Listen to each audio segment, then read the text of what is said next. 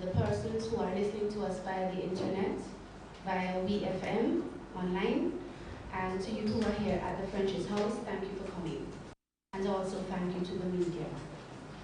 We will begin our press conference with a word of prayer.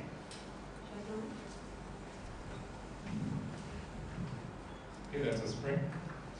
Loving Father, who art in heaven, we come to the people of St. Vincent and the Grenadines to address this very important issue that has surfaced. We pray, dear Father, that you will help us to speak the truth and nothing but the truth, so that people will be enlightened and persons will take an informed position on this matter.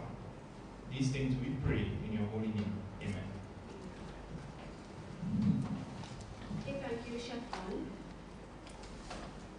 I have called this press conference this morning to address the recent issues surrounding my dismissal from the House of Parliament by the opposition leader, the Honourable Arlene Eustace.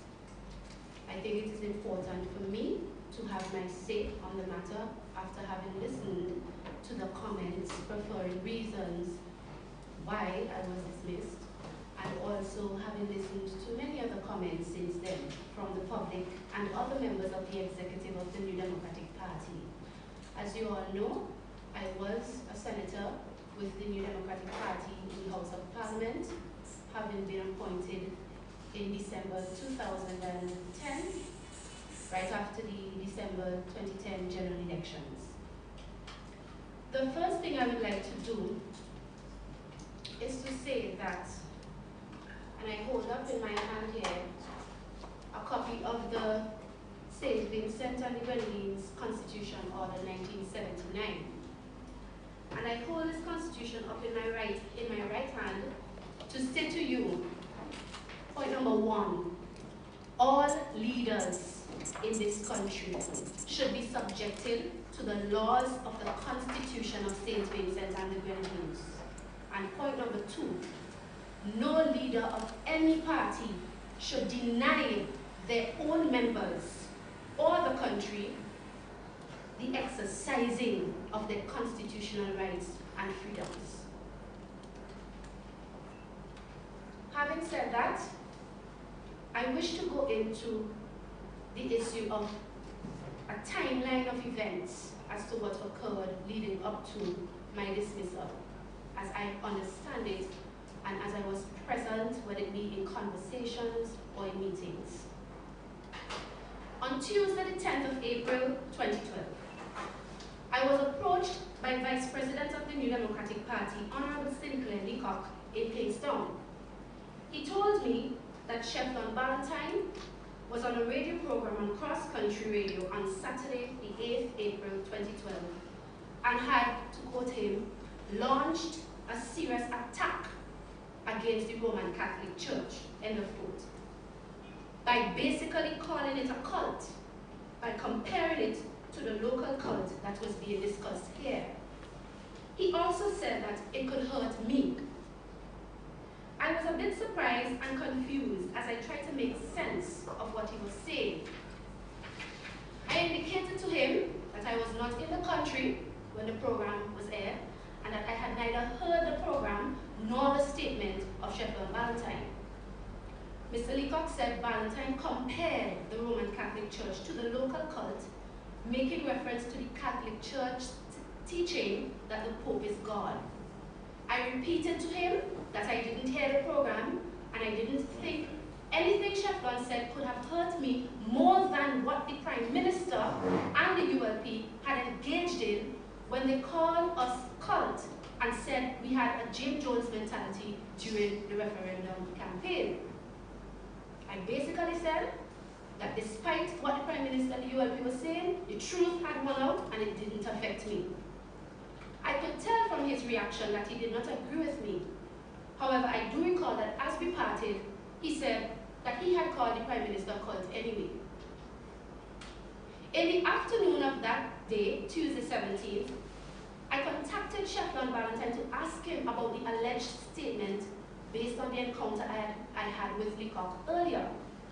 Ballantyne explained to me that he didn't call the Roman Catholic Church a cult, but that he had made a comparison with the alleged teaching of the group, the so-called cult. That is, the teaching that their female leader is neither male nor female, but divine, and the teaching of the Roman Catholic Church that the Pope is God on earth. It made sense what he said to me, but up to that point, I admit I had not yet heard the original statement of Valentine. On Wednesday, the 11th of April, 2012, the Honorable Annie Eustace, opposition leader, called me, telephoned me.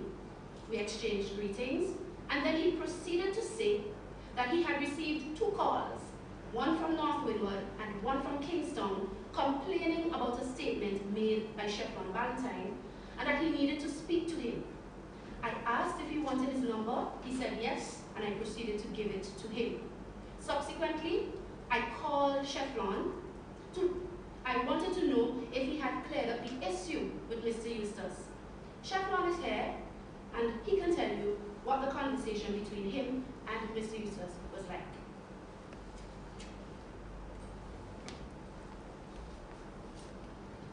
Good morning. Mr. Eustace called. When he called, he indicated to me, of course, after exchanging pleasantries, greetings, he indicated to me that he was informed that I made a particular statement concerning the Roman Catholic Church on radio on the Saturday night.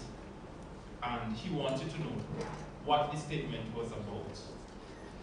I explained to him exactly what I said to the best of my recollection at the point, and I went on to dispel any errors that I was already hearing concerning the statement that I made. One of the things that I insisted in speaking with Mr. Eustace in saying was that I did not refer to, at any point in time, the Roman Catholic Church as a cult. I did not call the Roman Catholic Church a cult. That's one of the things that I insisted in the conversation with Mr. Eustace. But of course, after explaining to him the statements that I made and why I made the statements, the context of my statements and so forth, he insisted that as a potential candidate, I am not supposed to be making statements of that type. He went on to explain, he was very adamant on that point, and he went on to state that if this matter gets any further, he will bring it before he may bring it before the Central Committee, and he may call upon me to apologize in the very same way in which he called upon former Prime Minister Sir James Mitchell to do so. I, of course, reasoned with him on the fact that this sort of exercise that I was engaged in on Cross Country Radio that Saturday night is an exercise that we do every day of our lives. It is something that we teach our children to do. And as an academic, I have the experience of teaching students to critically analyze various subjects, ranging from social, political, religious, various subjects. And this is something that is natural in our educational system. Of course, he did not agree with me. He insisted that when it comes to comments relative to religions, that is outside the domain of critical analysis. That's my interpretation of the exchange. He went on to state that the statements that I made had the potential of hurting the party, and he made reference to issues of when a candidate wants to go and ask for a Catholic's vote, if after making such statements, the Catholic would actually submit to him and vote for him, and different scenarios he placed before me. Of course, I indicated to him that I did not agree with his analysis. He was adamant on the point that such statements should not be made, and eventually we parted ways. We hung up, And that was the end of the conversation. Okay, thank you, Chefman. So I continue in giving the timeline. Having heard from Mr. Valentine, or Chefman as I call him, about the conversation between him and Mr. Eustace, I had called Cheflon that afternoon to find out how the conversation went, and he relayed pretty much to me. I was shocked at the conclusion of the matter, in that the Honorable Anna Eustace had said that if the matter got further, he would call upon him, he would have to go before the Central Committee, he may have to go before the Central Committee, and he may be called upon to apologize. I couldn't understand how a statement which didn't call the Catholic Church a cult could result in him having to be possibly brought before the Central Committee and asked to make a public apology. I was then determined to raise the issue myself with the Honorable Anna Eustace sometime after. In the evening of that Wednesday, the 11th of April, Chapman contacted me to say that Cross Country Radio was repeating the program and that I should listen for myself. I listened to the entire program and I recorded it also. Having heard the statement myself gave me even more reason for wanting to discuss the matter with the opposition leader, as I was convinced the issue was being blown out of proportion based on the facts. Thursday, 12th April 2012. Contrary to what Mr. Eustace said on New Times on Monday of this week, I called him. He did not call me. I had called for two reasons. To inform him of the fact that I could not attend the Select Committee meeting scheduled for that day, that's a Select Committee meeting of the House of Parliament, due to an urgent family matter. And the second reason was to indicate that I would like to sit and talk with him about the issue raised with Chefman Valentine.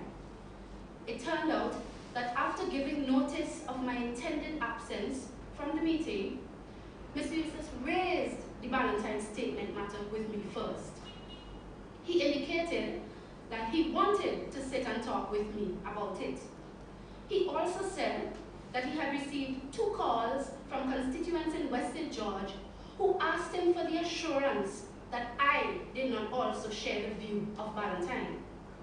I told him that providentially, the program had been repeated on Cross Country Radio the night before, that I had heard the statement for myself, and that I had recorded it.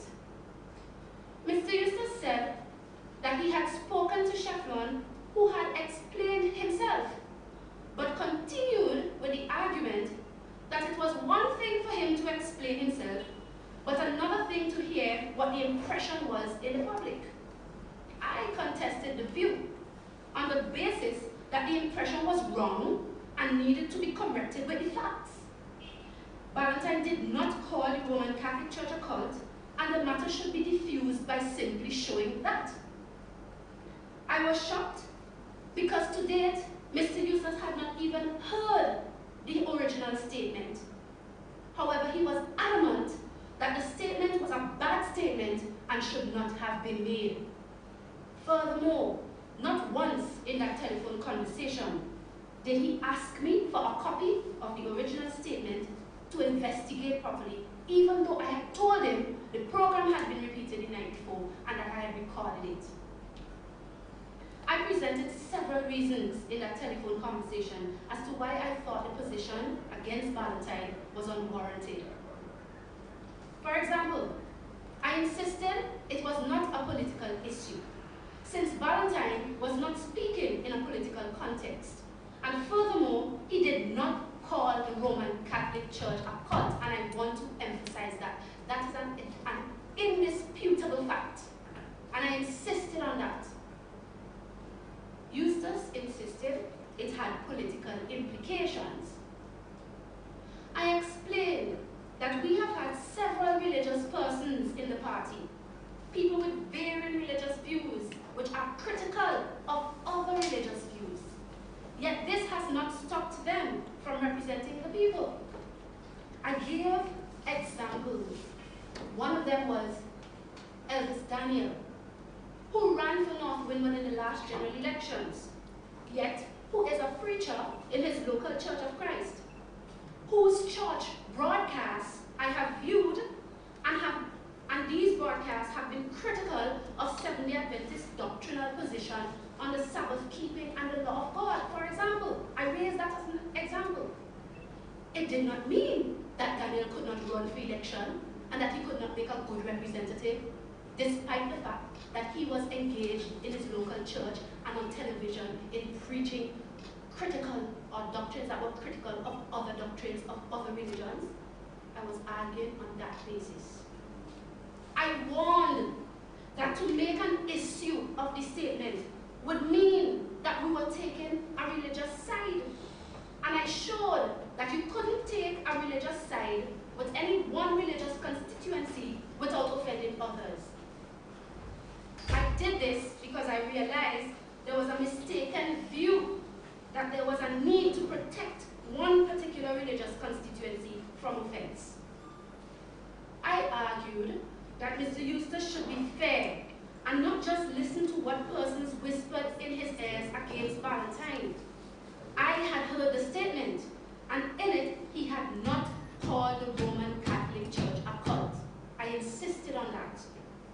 Eustace had not heard the original statement, but had already judged that it was a, quote, bad statement, even after listening to Valentine's explanation of what he had actually said. I'm taking the time to explain all these things because I know a letter has been out there which I didn't publish, and many other things that I said about it, but that letter didn't come overnight, and it didn't just come like that. I continue. I even indicated that the matter was not a significant issue, and that there were more serious issues in the party which needed addressing, and I gave some examples on telephone to the leader, to which Mr. Eustace said, I know, when I gave some examples. In the discussion, I also reminded Mr. Eustace that this was a democratic party and that the Constitution guarantees religious liberty. He agreed with me, but then said no public, and he emphasized public statements should be made that was against religion and could hurt the party. I recall at that time distinctly asking him if that meant he was limiting free speech. His reply was, all of that is just talk. It shocked my senses. Before long, Eustace insisted that he did not wish to continue the conversation via telephone, and we parted. So yes, he was right when he said the conversation did not go down well at all on Monday. 5 days later, so that was Thursday the 12th of April, telephone conversation with the opposition leader. Then 5 days later, that's the next week, Tuesday the 17th of April 2012, the Strategy Committee of the New Democratic Party convened a meeting. Several things were discussed in the meeting. And then Mr. Eustace raised at one point the matter of Valentine's statement. He indicated to the meeting that he had spoken to Leacock and to myself on it. He then proceeded to state the party's policy, and I wish to refer to my letter. And for the first time, I am providing copies of this letter to the media and other persons who are interested. For the first time, I must make that clear, because I am not responsible for any letter that you see on the internet or anywhere. I only gave these letters, hand copies delivered to the office of the party, opposition leader, to his secretary. My husband hand delivered them to her, hard copy, to each member who was present in that meeting of the strategy committee, who had heard both my arguments as well as Mr. Eustace's and others. I also emailed the same letter to the same persons. I never published it to anyone else who was not in that meeting, and I never published it physically to anyone else. Okay. In the meeting, I was saying I would refer to the letter to say what the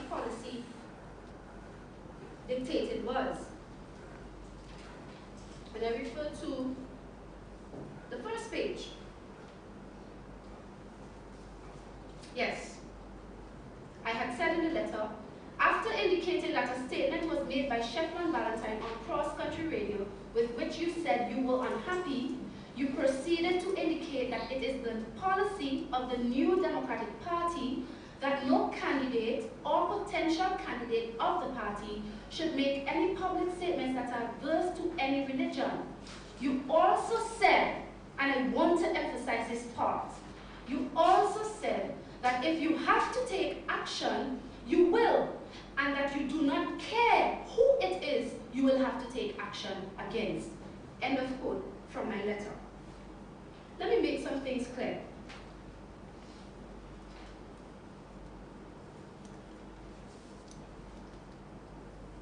When a person says, this is the policy of the party, and if I have to take action, I will take action, and I don't care who I have to take action against, that does not reflect discussion and consensus.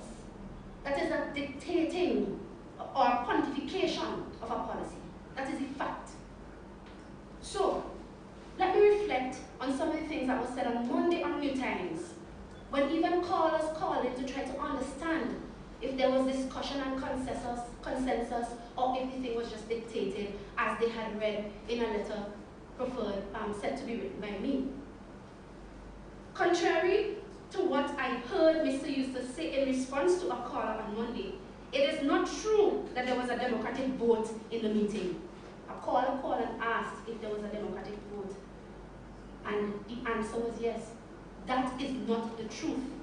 I tell you before the living God in heaven and holy angels, I was there. I do not have any reason to lie.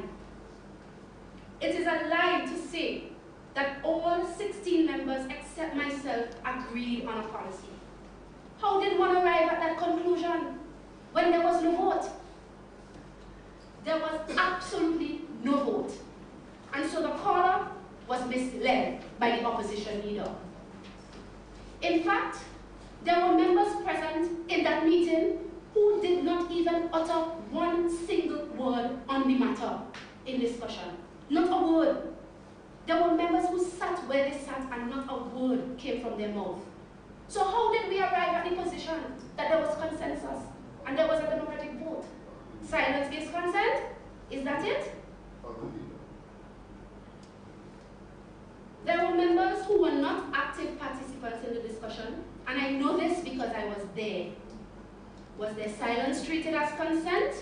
I didn't treat it such, but I took note. I took note of those who said nothing.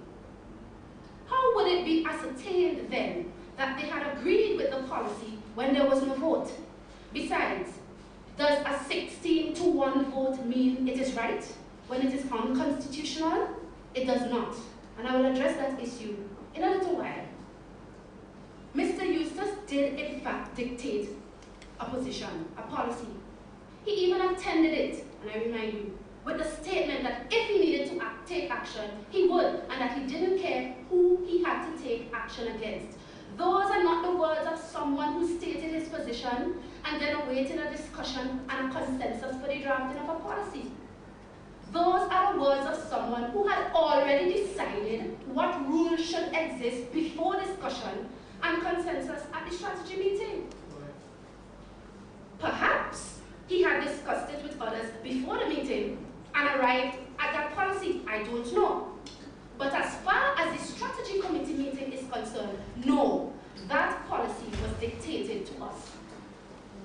Bringing it in meeting was just a show to state it there to appear to have arrived at a consensus democratically.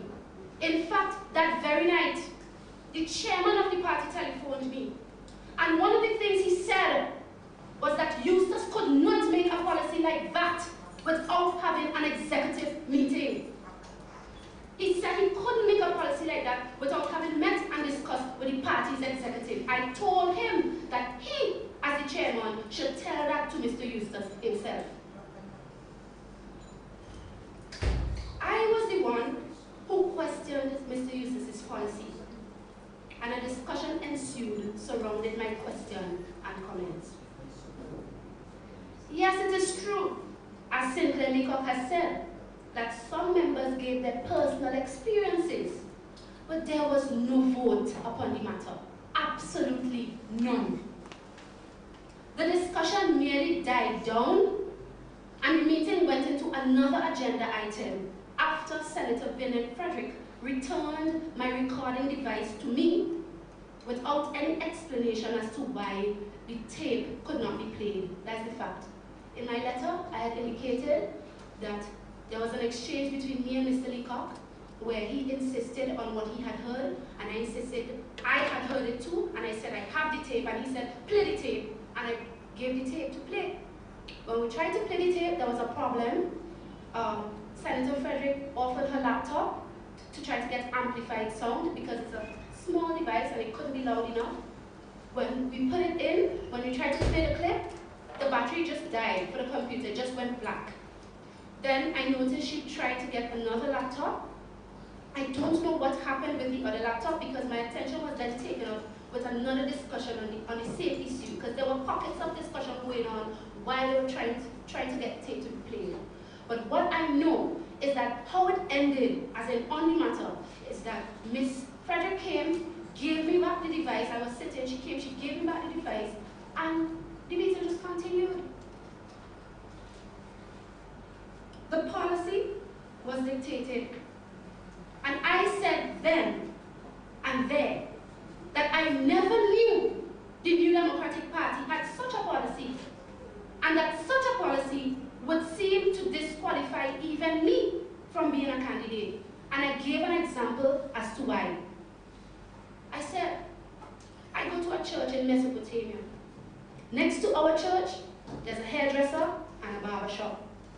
From time to time, we have comparative religious studies where we critically examine the doctrinal positions of different religions and affirm our Christian belief from the Bible by showing what the Bible has to say about it. I said, suppose somebody from the barber shop or the hairdresser hears me making a critical statement against another religion, and they come back to party leadership and say, Senator Batiste is saying so and so about this church or that church. Does that mean I have infringed upon the policy of the party? I asked because I wanted clarification to understand where I stood. Nobody answered my question. Nobody said, yes, it would mean that. Nobody said, well, Senator Batiste, you can't do that. Nobody said anything in the meeting. Mr. Eustace merely reiterated what he had said earlier, which is telling us what the policy is, insisting on it. So for those who called on radio on Monday and questioned this, those are the facts. Besides, there is absolutely nothing in the constitution of the party which says that the party policy dictates that candidates and potential candidates must not make statements adverse to any religion. There's nothing in here that says that in the party's constitution. But I later argued in the letter that the policy has the effect of contravening Section 9, subsection 1 of the Constitution of St. Vincent and the Grenadines, and I want to refer to that at this point. In Section 9 of the Constitution of St. Vincent and the Grenadines, Section 9 is called Protection of Freedom of Conscience.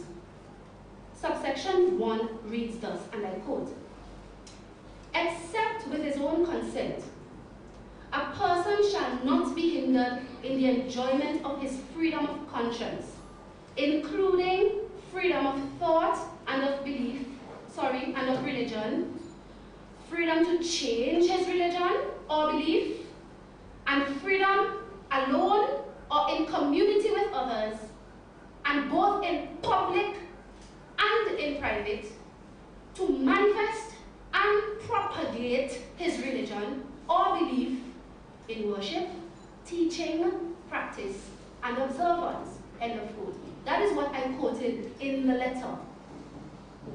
My argument was you couldn't limit religious liberty to just the things you believed.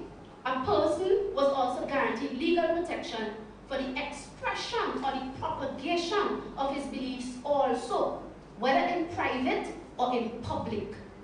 But here you had the honorable opposition leader telling me that the party's policy But when it came to making public statements about your religion that could be critical of other religion, you can't say it. And I was here saying that is unconstitutional, and I insist it is.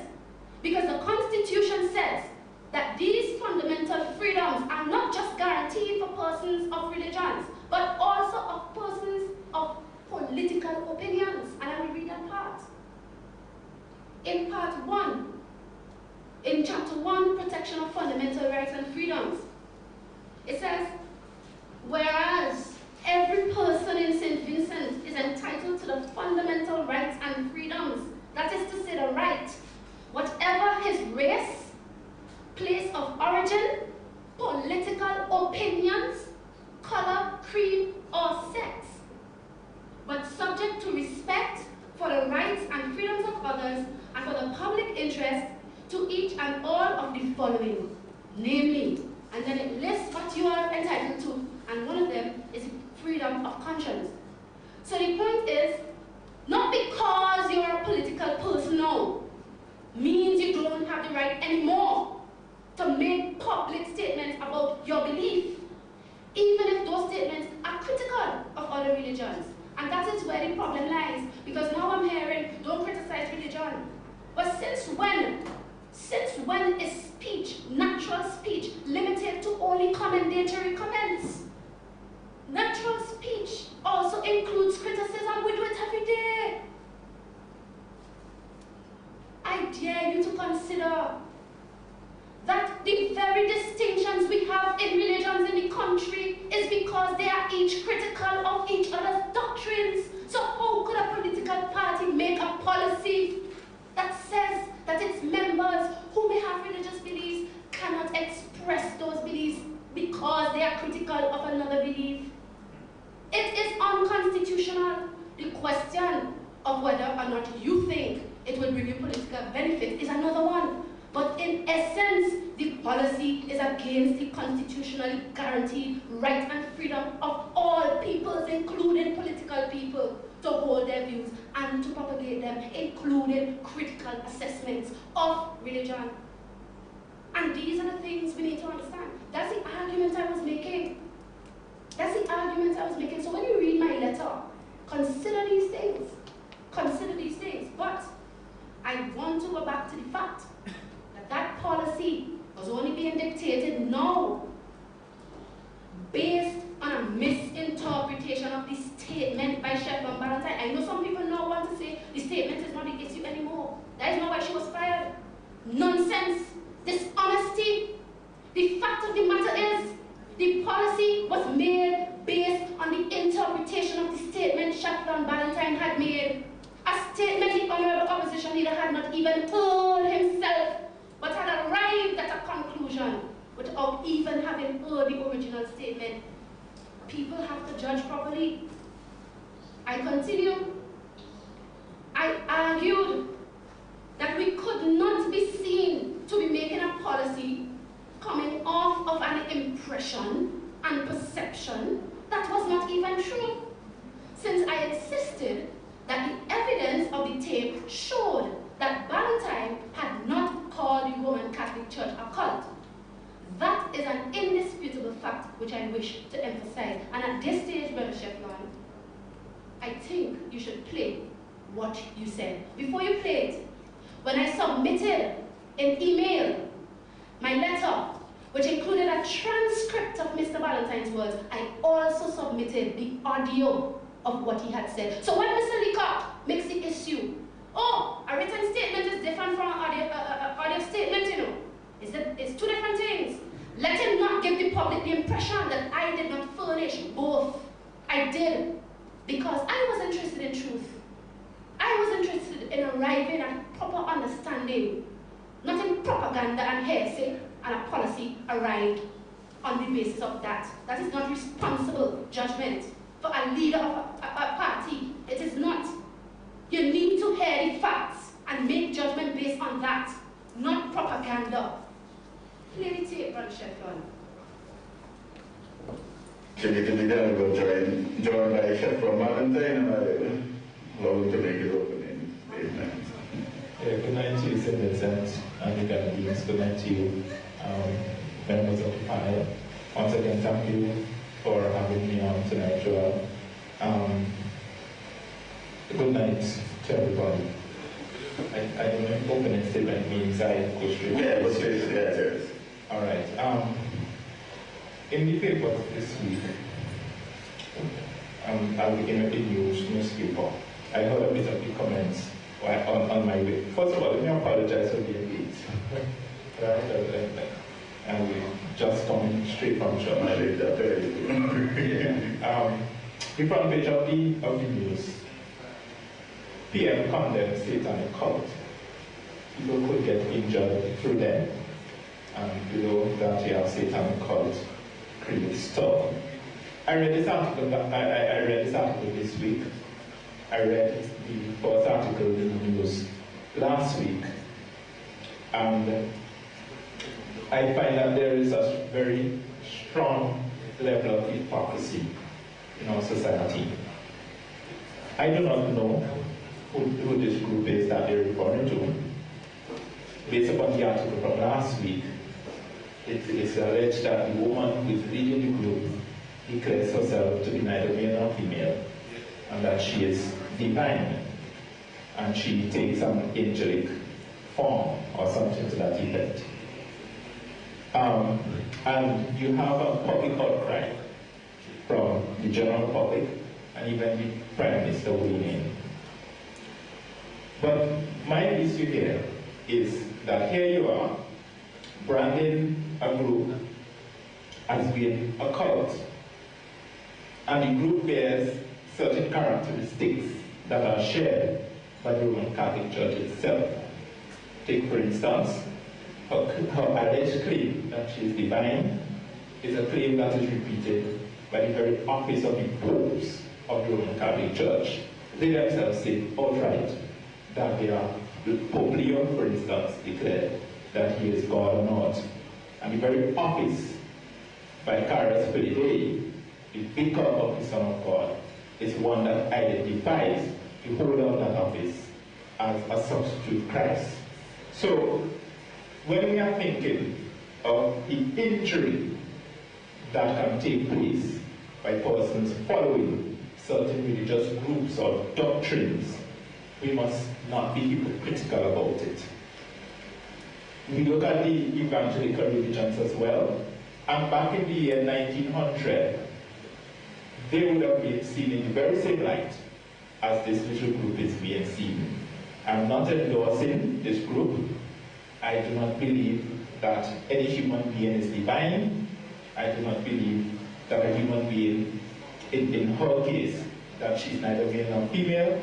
But the fact of the matter is, what I'm trying to highlight here is the level of hypocrisy that exists in the society. Persons are quick. Why do you brand this group as being a satanic cult in the very first place? Could I ask a question? Are you accepting the basic facts outlined in the story? Were you able to verify? Well, I wasn't able to verify, but I'm just highlighting a similarity that I see between the alleged facts outlined here and what exists in certain religions in our society. And ironically, the Prime Minister himself, who is a Roman Catholic, should be calling upon the society to vehemently criticize his very own religion, because it bears the same, so in relation to the woman identifying herself allegedly as being divine. The popes have identified themselves as being gods and as being divine on earth as well. The issue with our society is this. There's a new group. It is small, very recent. It is quickly branded as a cult. 20 years from today, when it becomes established, it is no longer seen as a cult. Currently it bears characteristics to established religions. It is seen as a cult. The established religion is seen as established and well accepted. It is this sort of hypocrisy that I'm highlighting. I'm nowhere condoning if this story as it is outlined in news is correct. I'm nowhere condoning or promoting this religion. I do not agree with it. but I just want to highlight that level of hypocrisy that exists. And that's what I want to say concerning that. So in other words, the Prime Minister should condemn the Roman Catholic Church as well. You've heard the statement from Sheffield Valentine, and I will give him an opportunity to make some comments on it. All right. When I heard heavy weather being made of this statement, I found it so ridiculous and foolish, the type of things that were being said, that I said on CCR radio. I want to emphasize certain phrases and certain portions of the statement that you just heard. Over and over, you heard me say that what I'm highlighting here, I repeated that over and over. My issue here is, take for instance, in the very first few sentences, I find that there is a very strong level of hypocrisy in our society. Little later on, but my issue here is that here you are branding a group as being a cult, and the group bears certain characteristics that are shared by the Roman Catholic Church itself. Take for instance, and I give an instance. Further on, I'm not endorsing this group. I do not believe that any human being is divine. I do not believe that a human being, in her case, that she is neither male nor female. But the fact of the matter is, what I'm trying to highlight here is the level of hypocrisy that exists in the society. People are quick. Why do you brand this group as being a satanic cult in the very first place? Further on, I wasn't able to verify, but I'm just highlighting a similarity that I see between the alleged facts outlined here. You see, it's important for me to re-emphasize these things because people forget very quickly. And the issue that I was making is an issue of hypocrisy. Later on again, it is this sort of hypocrisy that I'm highlighting. Closer to my concluding statement, I do not agree with it, but I just want to highlight that level of hypocrisy that exists. Nowhere in my statement did you hear me refer to the Roman Catholic Church as being a cult. Nowhere in my statement, well, persons can have their own perception as to whether or not that constitutes the launching of an attack against the Roman Catholic Church for whatever reason.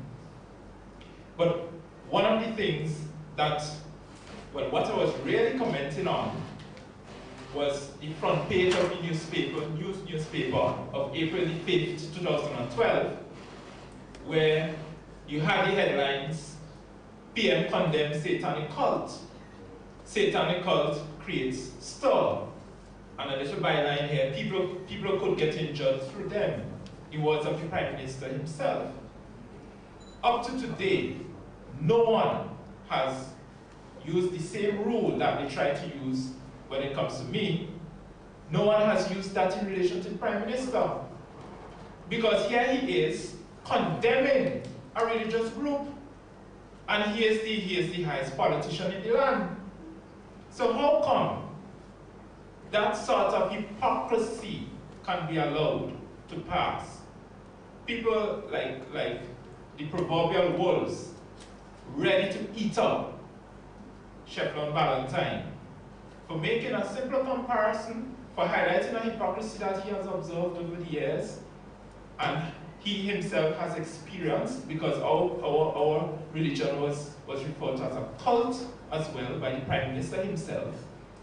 And those sort of condemnations and criticisms the Prime Minister is guilty of when it comes to religious groups, in highlighting that, I am the one who persons decide to attack as a potential candidate for the constituency of North Windward. And that further highlights, it strengthens the point that I was making, that yes, there is a strong level of hypocrisy in the society. So let me emphasize again, you heard the statement, You heard what I was highlighting. I never called the Catholic Church a cult. That is not our way of branding religions anyway. We do not refer to religions as cults. We look at religion in terms of whether or not they align themselves with scriptures, and if they don't, then they are not true religion. If they do, then they are true religion. And that's you know, like I said, that's what I want to say on that. Okay, all right, thank you, Chaperone. I also want to highlight the fact that Mr. Valentine was actually talking about the hypocrisy too of the Prime Minister, because he was saying the newspaper quoted the Prime Minister as saying, and I quote, the paper said Dr. Gonzalez, who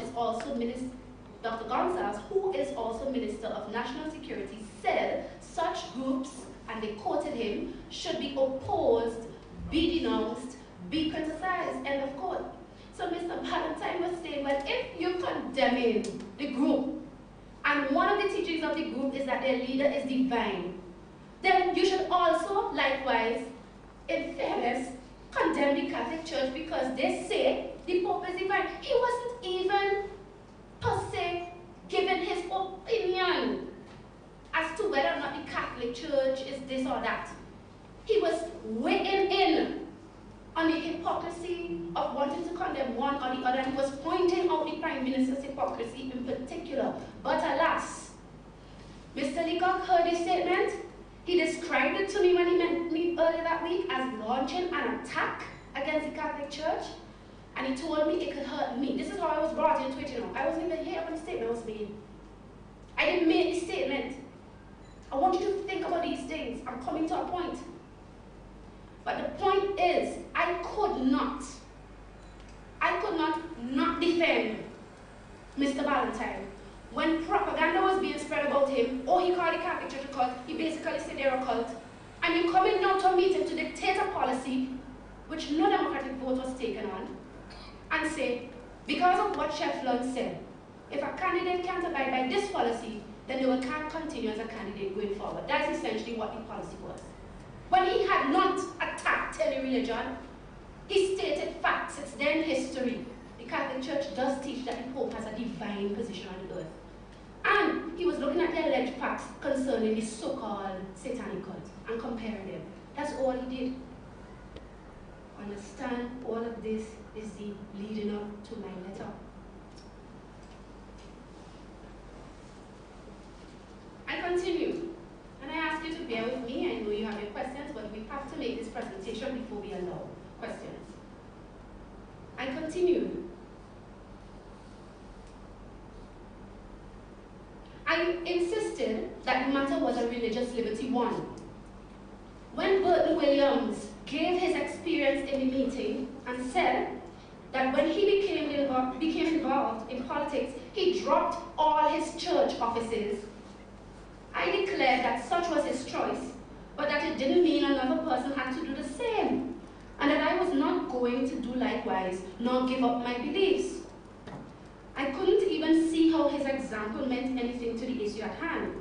Was he implying that people who run for political office must not continue to serve in preaching, for example, in their church? The idea that perhaps this is what the Constitution meant when it said ministers of religion should not be parliamentarians was mentioned in the meeting by another member. Mr. Leacock reiterated the same thing on Monday on Nice Radio. However, how easily we forget that we have run local preachers in elections too. Again, example, Mr. Elvis Daniel in elections 2010. Why was it not seen as a hindrance to run him as a candidate just over a year ago? Where was this policy then? How contradictory and even hypocritical now that it is being made an issue of what really is the issue. Mr. Leacock, in his statements on Monday, referred to the same issue of the Constitution, and said, you know, maybe that's perhaps why it said ministers of religion should not be ministers of government. And he went on to talk about the fact that there have been more religious wars than political wars, etc. And then he said something to the effect of, Every Monday morning, we have churches being incorporated in this country. And he spoke about the need not to offend. And he's talking about me and the justification for firing me. And then I said, but wait. Why is Mr. Leacock referring to the fact that we have churches being incorporated all the time, as if Anissa Batiste has ever stood in the way of such legal opportunities for churches in this state? Has he forgotten that in my 1 year, almost 4 months as a senator, I sat on a select committee meeting for our side of the house on several bills for the incorporation of churches? Let him ask my colleague Nigel Stevenson, Honorable. And he can even ask Honorable Minister Maxwell Charles. And he can even ask the Attorney General. Ask them if I attacked and condemned those churches that was seeking incorporation when I sat on the select committee. He may seek to paint me as some mad anti-other people religion girl. But everybody has the freedom to say what they want. It doesn't make what they say true. Why seek to paint me as so anti-other people's religion when you know better? The honorable opposition leader gave me shadow ministerial responsibilities for gender affairs, family affairs, and other things, including ecclesiastical affairs, and he knew I was a Tusian. And he knew that we do engage in critical assessment of other religious teachings. So when it's commit this sudden concern and fear that Anissa Batiste will hurt the party because the Tusians think it's okay to criticize religion, where it coming from? I ask the question, I plead for reason on the matter. You didn't know that when you made me ecclesiastical affairs shadow minister? What is really going on is what Vincentians need to ask. Does Mr. Leacock not know that I have mobilized help to rebuild a house for an elderly woman, put pressure on the government to get water in Poliard, and distributed food baskets, clothes, and other help to needy people in different areas, constituencies of SBG, and that these dear people were of all sorts of religious persuasions, some known and unknown to me? Why try to make it appear that religious opinion differences held and expressed by me or Valentine will mean poor representation in constituencies or cause you to lose votes, as Mr. Leacock suggested? This is not true, and they know this. There is more in the mortar besides the pestle. The meeting that day ended after we had gone on to other matters, but I left knowing the issue had been unresolved, and I was determined to carefully structure a letter to show the facts of what Valentine had said, the reasons why the policy was a bad one, insofar as it was unconstitutional, and why I could not support it. Let me remind you that in the meeting itself, I said I never knew the party had a policy like this, and the implications of it would seem to disqualify even me as a candidate. I said that openly, and nobody said anything. Nobody said, oh, but yes, we had a policy since a long time. Let me show you. Let me prove it. Nobody contested my concerns that I was now hearing about this policy, you know. Nobody did that. And nobody said anything to when I said that what I was seeing about this policy disqualified me based on the I gave of what we do and how someone could hear it and come back and say something. Nobody said anything. So I expressed myself in the letter. To emphasize, and I published this letter on Facebook, and I did it to people who were not in the meeting. On Wednesday, the 18th of April 2012, that's the day after the meeting. In the late afternoon of that day, about after 4 or 5 on my email, the date is there, the time is there, I sent off the letter via email to all concerned. 2 persons I don't have email addresses at the time. On Thursday, the 19th of April 2012, letter to the NP headquarters, delivered into the hands of that by my husband. He delivered them.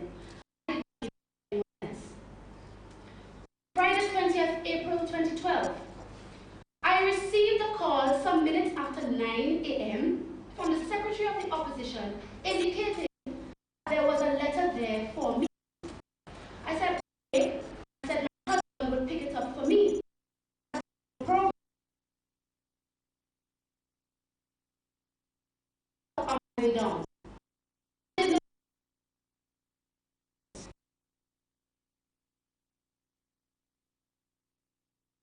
behavior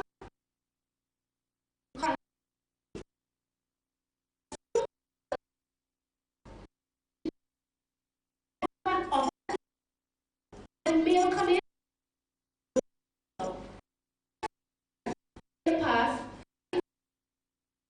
some mail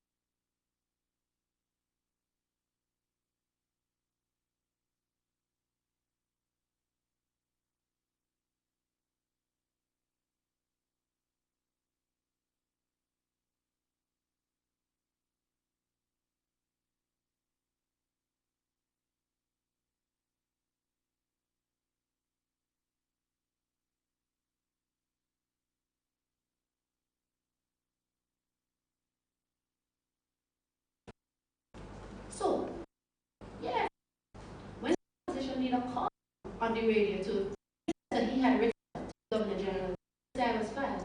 I was getting ready to go up to Nigeria to do the program that I would normally go on Friday.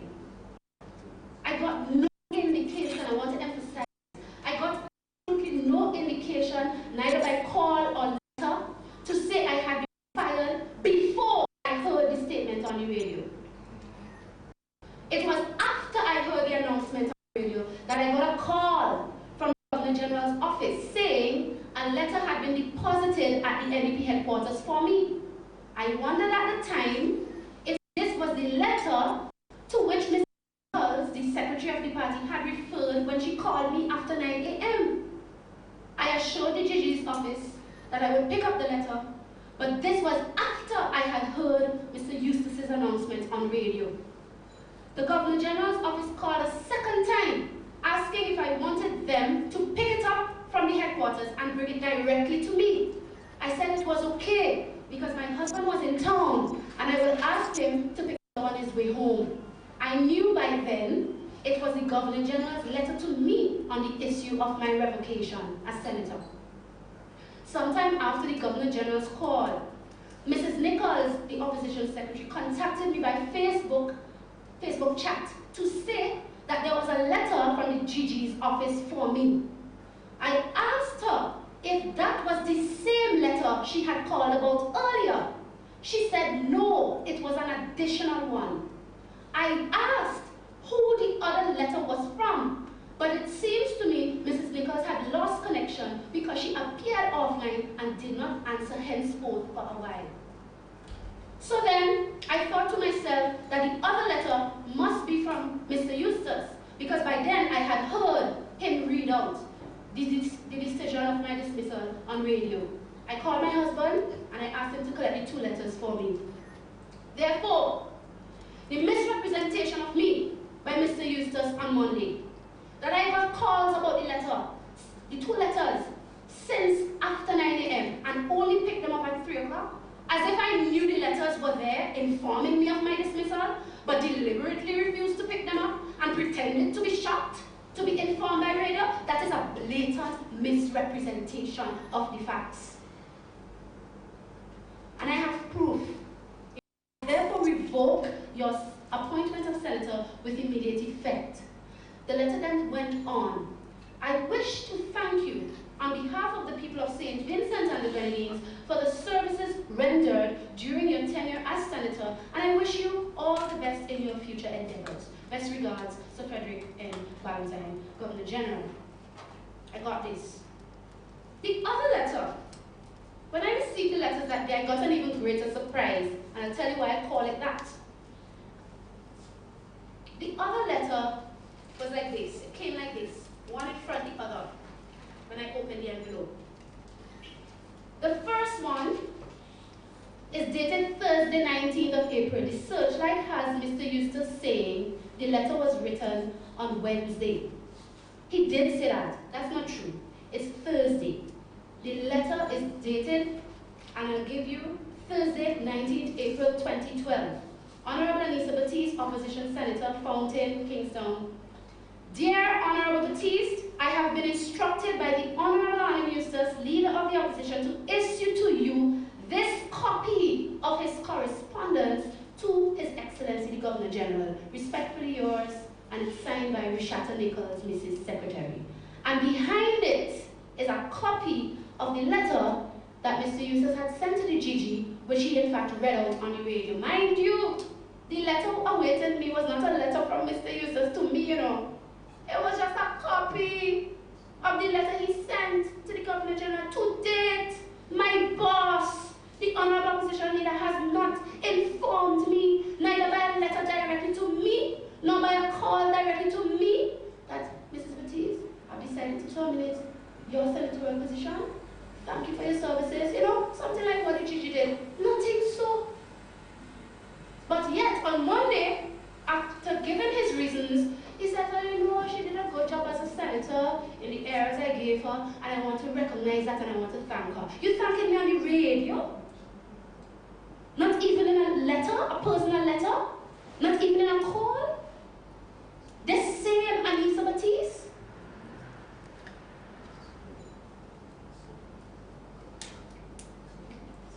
So I have here,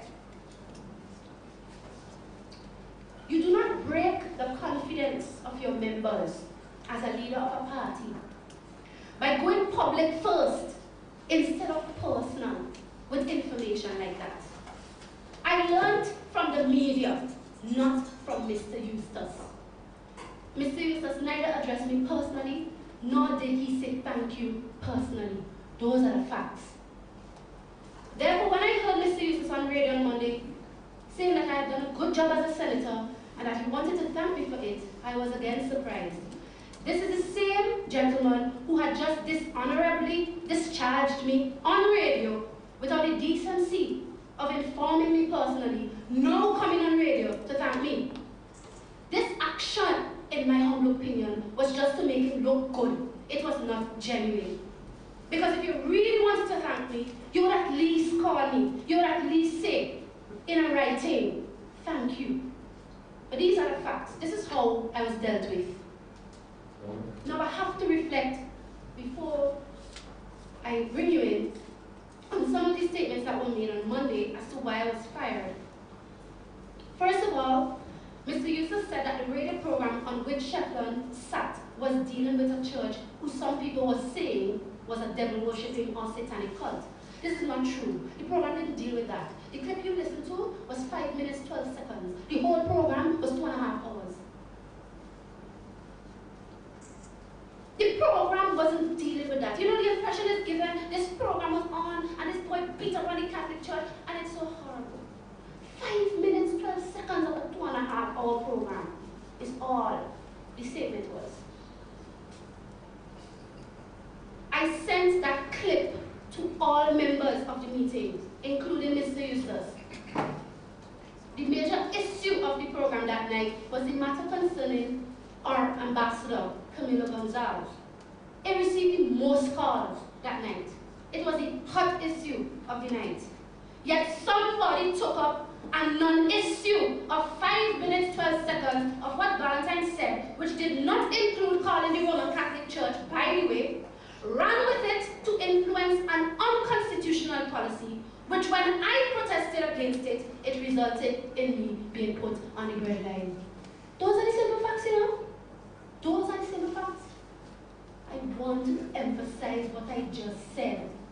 That somebody took up a non-issue of 5 minutes, 12 seconds, of a 2.5-hour program, of what Valentine said, which did not include calling the Roman Catholic Church a cult, by the way, ran with it to influence an unconstitutional policy, which when I protested against it, it resulted in me being put on the breadline.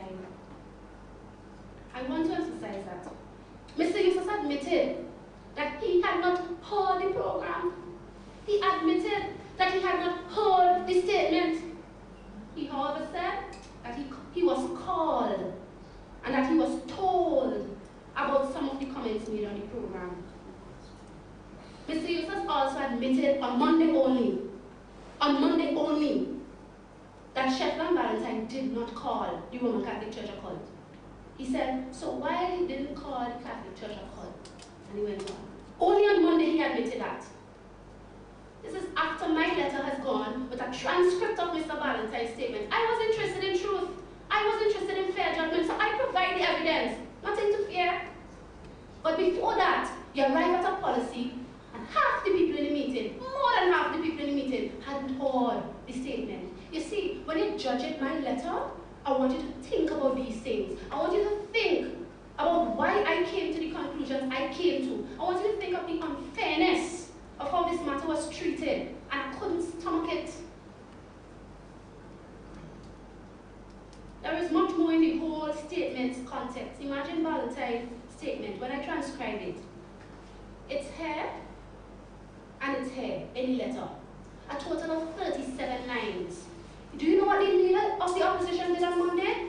He read out to the public 5 lines out of 37 lines to say what Valentine said. 5 out of 37 lines. What are you trying to do? What impression you've given to people who may not have read the entire letter? You can't get the full context like that. It's unfair. I must say that. How could you not hear an original statement of 5 minutes out of an entire 2.5-hour program? Get disturbed at what you heard and from a call or calls that were made to you. And then go on radio, read out a 5-line portion of a 37-line statement to the public and say you were not satisfied with the statement. Could you imagine? Eustace, if there is much more in the whole statement's context as you heard, which shows the red issue, and if only Eustace had done the responsible thing of asking for the tape, perhaps he would have made a better judgment in the matter. I say perhaps, because even after providing the transcript and the audio clip, Mr. Leacock, yes, the audio clip too, I provided it. Even after that, Mr. Eustace still created some wrong out of the statement, which doesn't exist. Well, Valentine explained himself already. Mr. Eustace then said that it was a few days later, after speaking to Valentine, that he got calls from 2 constituents. There was so much contradiction. Mr. Eustace spoke to Valentine the Wednesday. I called him the very day after the Thursday. And he told me 2 constituents from West St. George complained. It's not no few days later, as he said on Monday. It's the very day after he spoke to Valentine that I called him. These are some of the contradictions that were taking place on the radio. The thing happened in swift succession, day after day after day. That is what really happened here.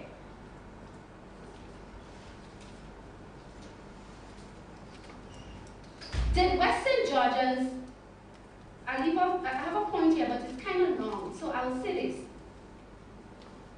interesting that in all the complaints that were mentioned, there was no mention of complaints from Roman Catholic constituents in any other constituency of the country, apart from North Windward, where Valentine was a potential candidate, and West St. George, where Anissa Batiste is a candidate of late.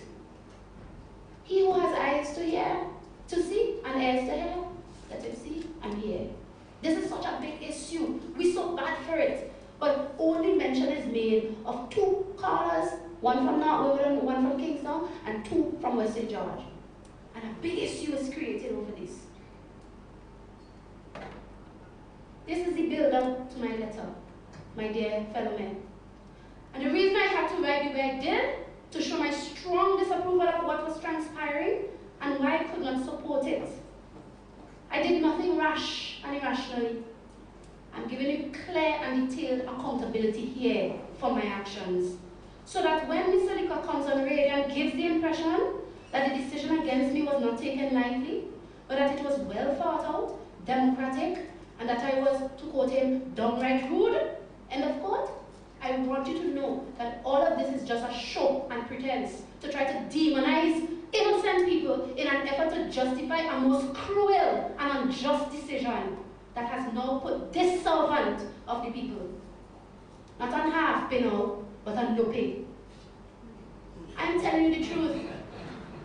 I have nothing else. I have no reason to lie. I have nothing. I can't lose anything again.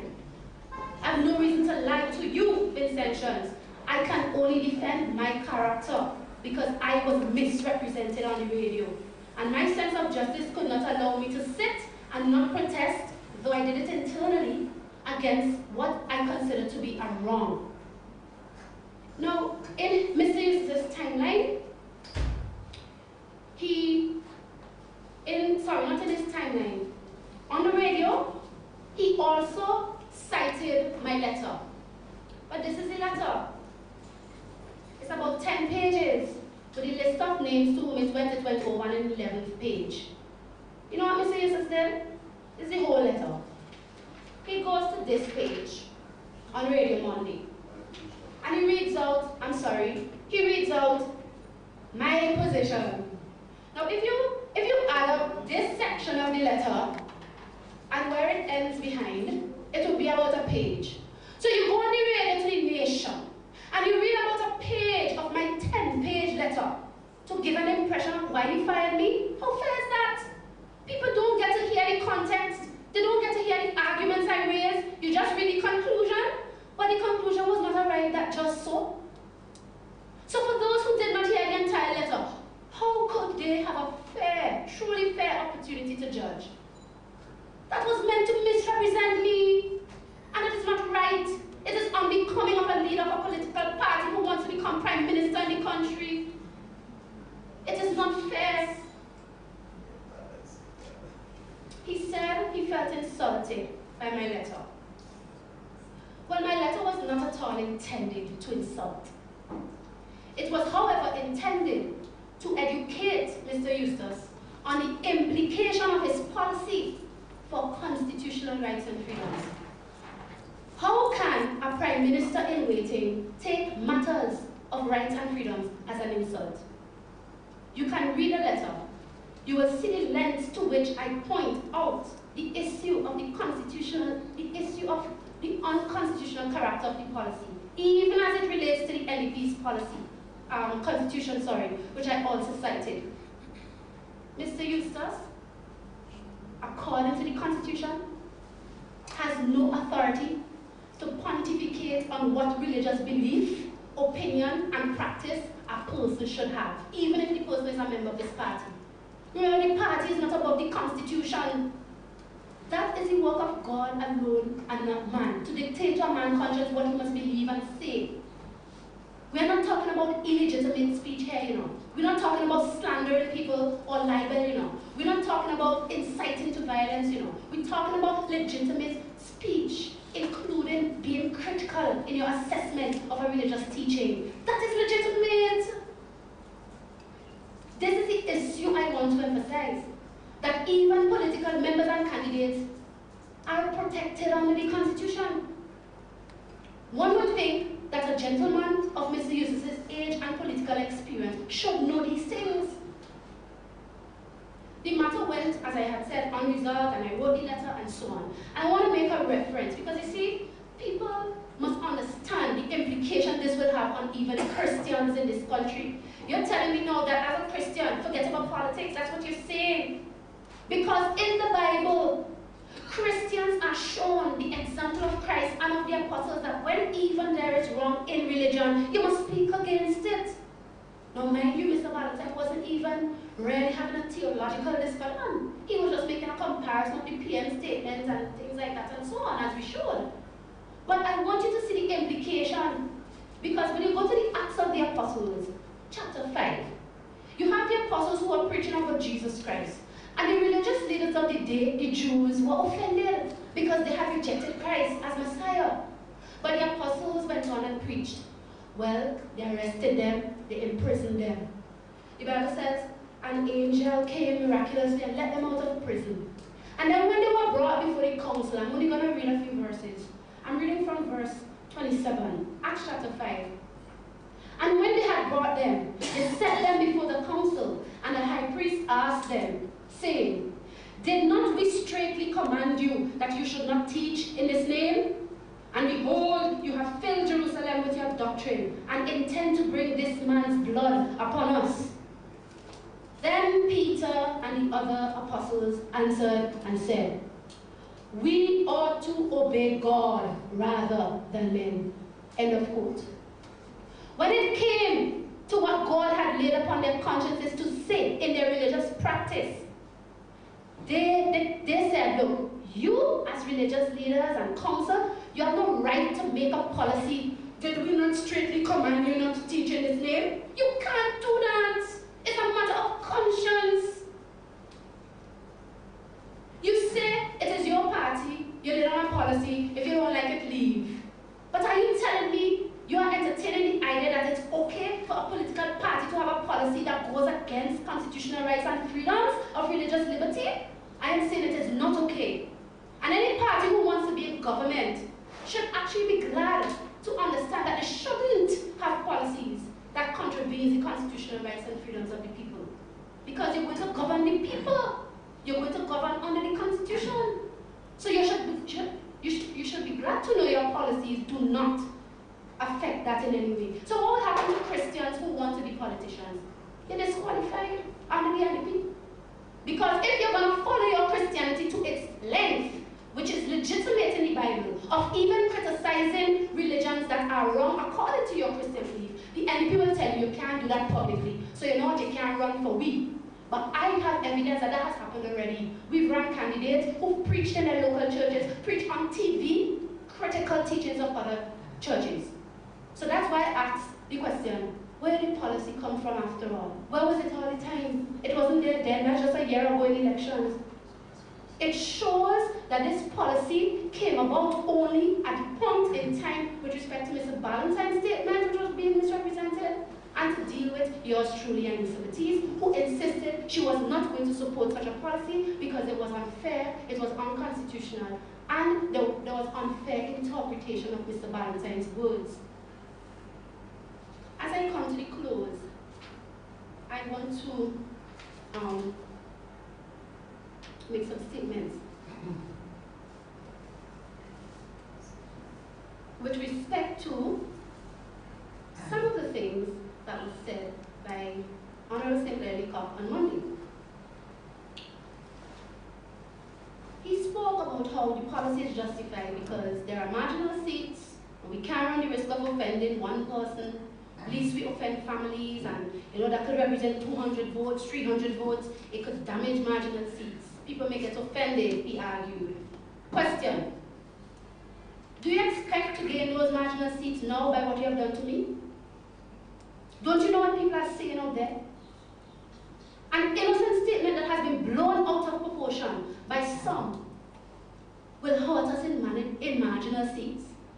But firing Anissa Batiste for protesting internally about the unconstitutional nature of a policy will help you gain marginal seats? Do not get me wrong, I understand the constitutional prerogative of the leader, read senatorial appointments. The fact is, however, that Mr. Eustace decided to give his reasons, and his reasons are unjustified in light of the truth shown here. If the NDP wants to win marginal seats, let it go out into the marginal seats, constituencies, and meet the people, and show them care and love despite the difficult times. Hold their hands, talk with them, empathize with them. Stop complaining and making excuses about what can't be done and because of little resources and so on. Get creative and do the things. Don't try to stifle one man's speech, which is legitimate under the Constitution, by making a big hue and cry that it will hurt the party. There's so many other things going on that is hurting the party. And who's speaking about them? And that is why I wrote the things I wrote in my letter. Who is dealing with those things? Who's making policy about the public behavior of some members that is hurting the party's image? But you want to beat up on a young 28? A young 28-year-old young man who dared to come forward and say, I want to serve in political office. A young 31-year-old woman who you didn't have a problem with all the time when she was Tusian and she was criticizing the policy of the Prime Minister. On the platform, and on the TV, and on the radio, you hug me up. Yes, she's doing good. You didn't have a problem then. You see me? I tell you already, I have nothing else to lose. I only could tell you the truth and defend my character because what is being done to me is unfair. And I want Vincentians everywhere to understand that. So Mr. Leacock claims that I am so uncontrollable, those are my words, that I won't be able to be in a cabinet. They won't be able to talk to me. It's a habit, he said, that I have of brushing him aside and so on. He reasoned that I won't be able to be spoken to ministerially, and he cited cabinet responsibility. Well, sir, Mr. Leacock, you ought to know that cabinet responsibility is not supposed to make members deny each other's constitutional rights and freedoms. It's not meant to stifle freedoms and cover up wrong and corruption either. That's not what cabinet responsibility is about. He said that I had a choice, and that I felt that, quote, her principles to the Tusians was stronger than those to the membership of the NDP. Now that was the first time the word Tusians was introduced in this whole argument. Never mentioned in my letter, never said anything about the Tusians say and the Tusians believe, nothing so. I showed the Constitution. But for the first time, I began to realize, oh, that's the issue, the Tusians. Because now Mr. Leacock has declared that the issue is that the Tusians' principles should more loyal to that than to the party. They didn't know that when I was a Tusian in the referendum. They didn't know that then. Come on, let the facts and let the real issues come out. Because people deserve to know the truth. Not just a presentation dressed up and a demonizing of Anissa Baptiste all of a sudden by the own NDP. Who took her in and said, oh yes, we like what you're saying and so on. That's not fair to me. And those who love party over country must realize that my experience will be a lesson to all of them. Because the time will come when it will be you, and you will face the same dictatorial kind of attitude telling you can't do this and you can't do this, which is legitimate under religious liberty. That is what it is. There didn't seem to be a difficulty in mixing the Tusians and the NDP's principles in referendum.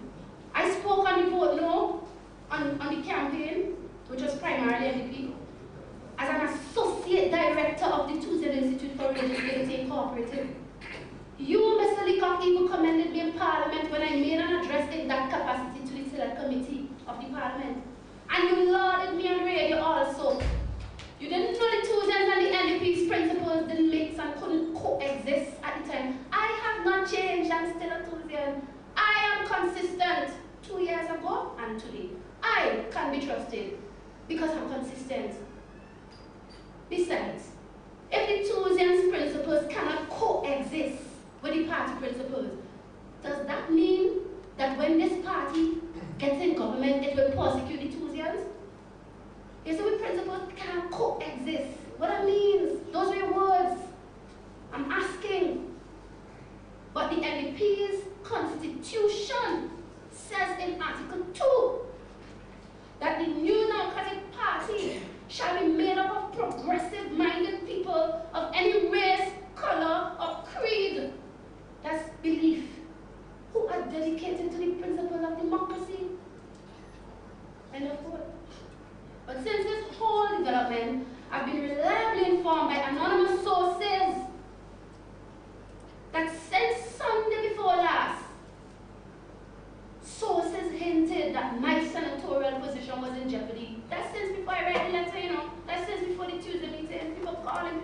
girl, see that girl there? She don't get fired because they made like she religion.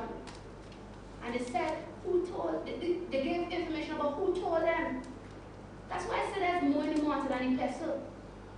Because people come and they say, well, no, you know, I called him and I talked to him, and then I called her and I talked to her, and then we had a meeting and there was consensus. You know, like everything is bright and dandy, and this is a democratic process. When in reality, things happen that did not show that kind of professed commitment to democracy. Mr. Leacock went on to say that those who wish to lead must learn to follow. He said, and I quote, if you are a leader, you must understand the requirements of followership, and therefore think as a follower and do those things which will enhance and support the leader of the NDP. So, what if the leader goes wrong, Mr. Leacock? Leadership must not lead members into transgression of the constitution of the land. And followership must not break the law in followership, Mr. Leacock. You see, no one is above the law, not even the leader of the party. Is he infallible? Is he beyond criticism, even when his policy is unconstitutional? Is he only to be criticized by those who boast of seniority? Can a younger person not be right also? Why do you speak like you are so threatened, Mr. Leacock? I don't understand where all of these things are coming from. I am being painted. Oh, you know she wants leadership. That's the problem. That is not true. The way it is being presented. I spoke on an issue, one issue. But you come and do it. It's not now, you know. She has a habit. I want to get up. I want to say.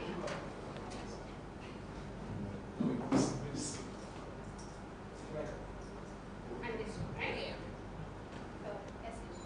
Yeah.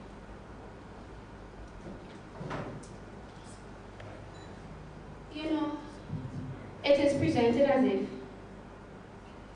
the things we say are not things that people fought for, and when I say fought for, they died for. Principles that have made societies free and kept them free hundreds of years ago. And I want to give a quotation from Thomas Jefferson of the United States of America, a former president, concerning the issue of religious liberty and civil law. He said that the opinions of men are not the object of civil government, nor under its jurisdiction.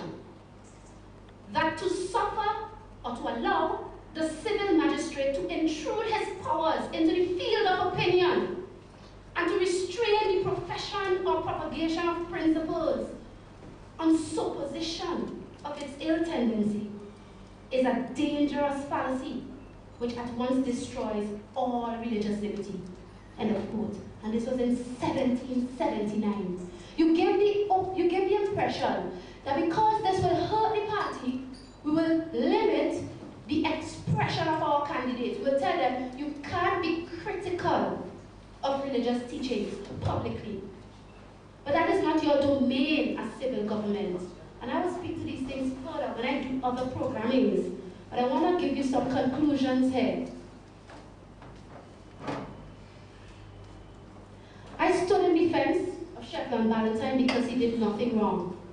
He was not speaking on behalf of the party, and he was making a critical analysis of the news item in the paper, citing the PM's denunciation of the so-called cult and asking for fairness in assessments. He essentially criticized the hypocrisy of the Prime Minister. He did not ever call the Roman Catholic Church a cult, and that is what the policy was based on. It came out of that. The opposition leader, Annie Eustace, took it up, and he made an issue of it, to the point of firing me, when I essentially exposed how it was a non-issue, and that there was unfair discrimination in dealing with Valentine. That there were weightier matters to attend to, and that I could not support such an unconstitutional policy. Mr. Eustace dictated a policy which is unconstitutional, and even the presentation of that policy today is stretching the issue to what it never was in the first place. First, it was said, don't make any statements that is adverse to any religion. Now you're hearing nobody have the right to criticize religion. Valentine never attacked any religion to begin with. The party did not have such a policy before. I was never aware of such a policy. When I said so, nobody said anything in the meeting. Nobody proved, yes, the policy was there. People of this country must be beware of the opposition leader's explanations as to what happened. Because he presented things that were not so, and he went to extreme measures to misrepresent me over an unconstitutional policy. Like when you read one page of a 10-page letter. Like when you take 5 lines from a 37-line statement. What is that meant to do? It could never give a fair idea of what really happened. How could the opposition leader say on national television last night that he did not want to run the risk of me getting up in the parliament and attacking the Catholic Church? Is he not the one who made me shadow minister of ecclesiastical affairs? Did he not put me to sit on select committee which examined humble petitions of churches for incorporation and nobody complained about me attacking religion?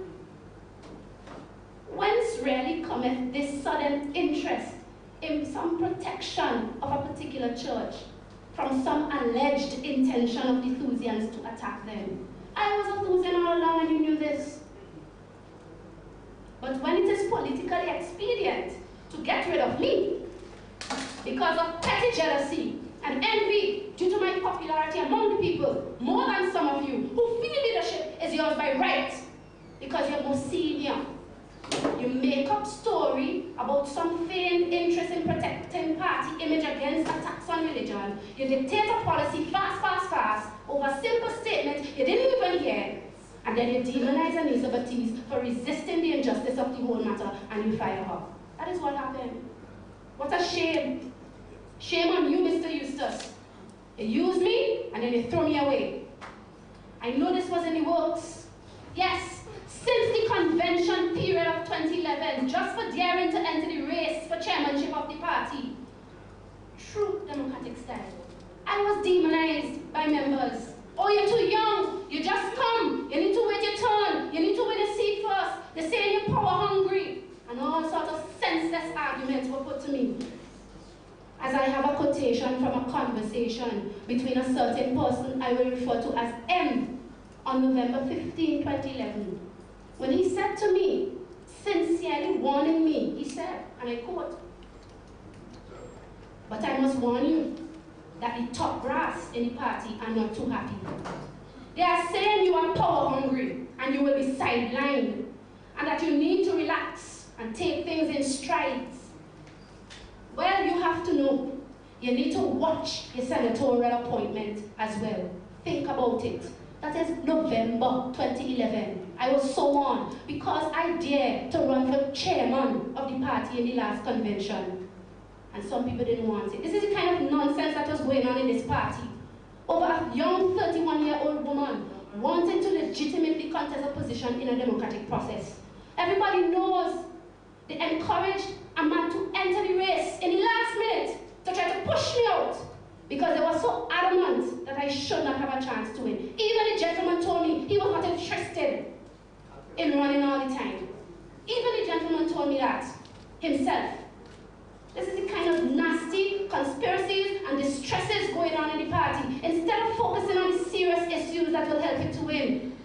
Then this week, I get the anonymous caller, who I refer to as anonymous, telling me, oh, it's since it's Sunday before. She cried because she said, had I known I would have warned you, I would have told you, but I said, it's joke they're making. It's ULP propaganda. This is before the Tuesday meeting. This is before I wrote my letter.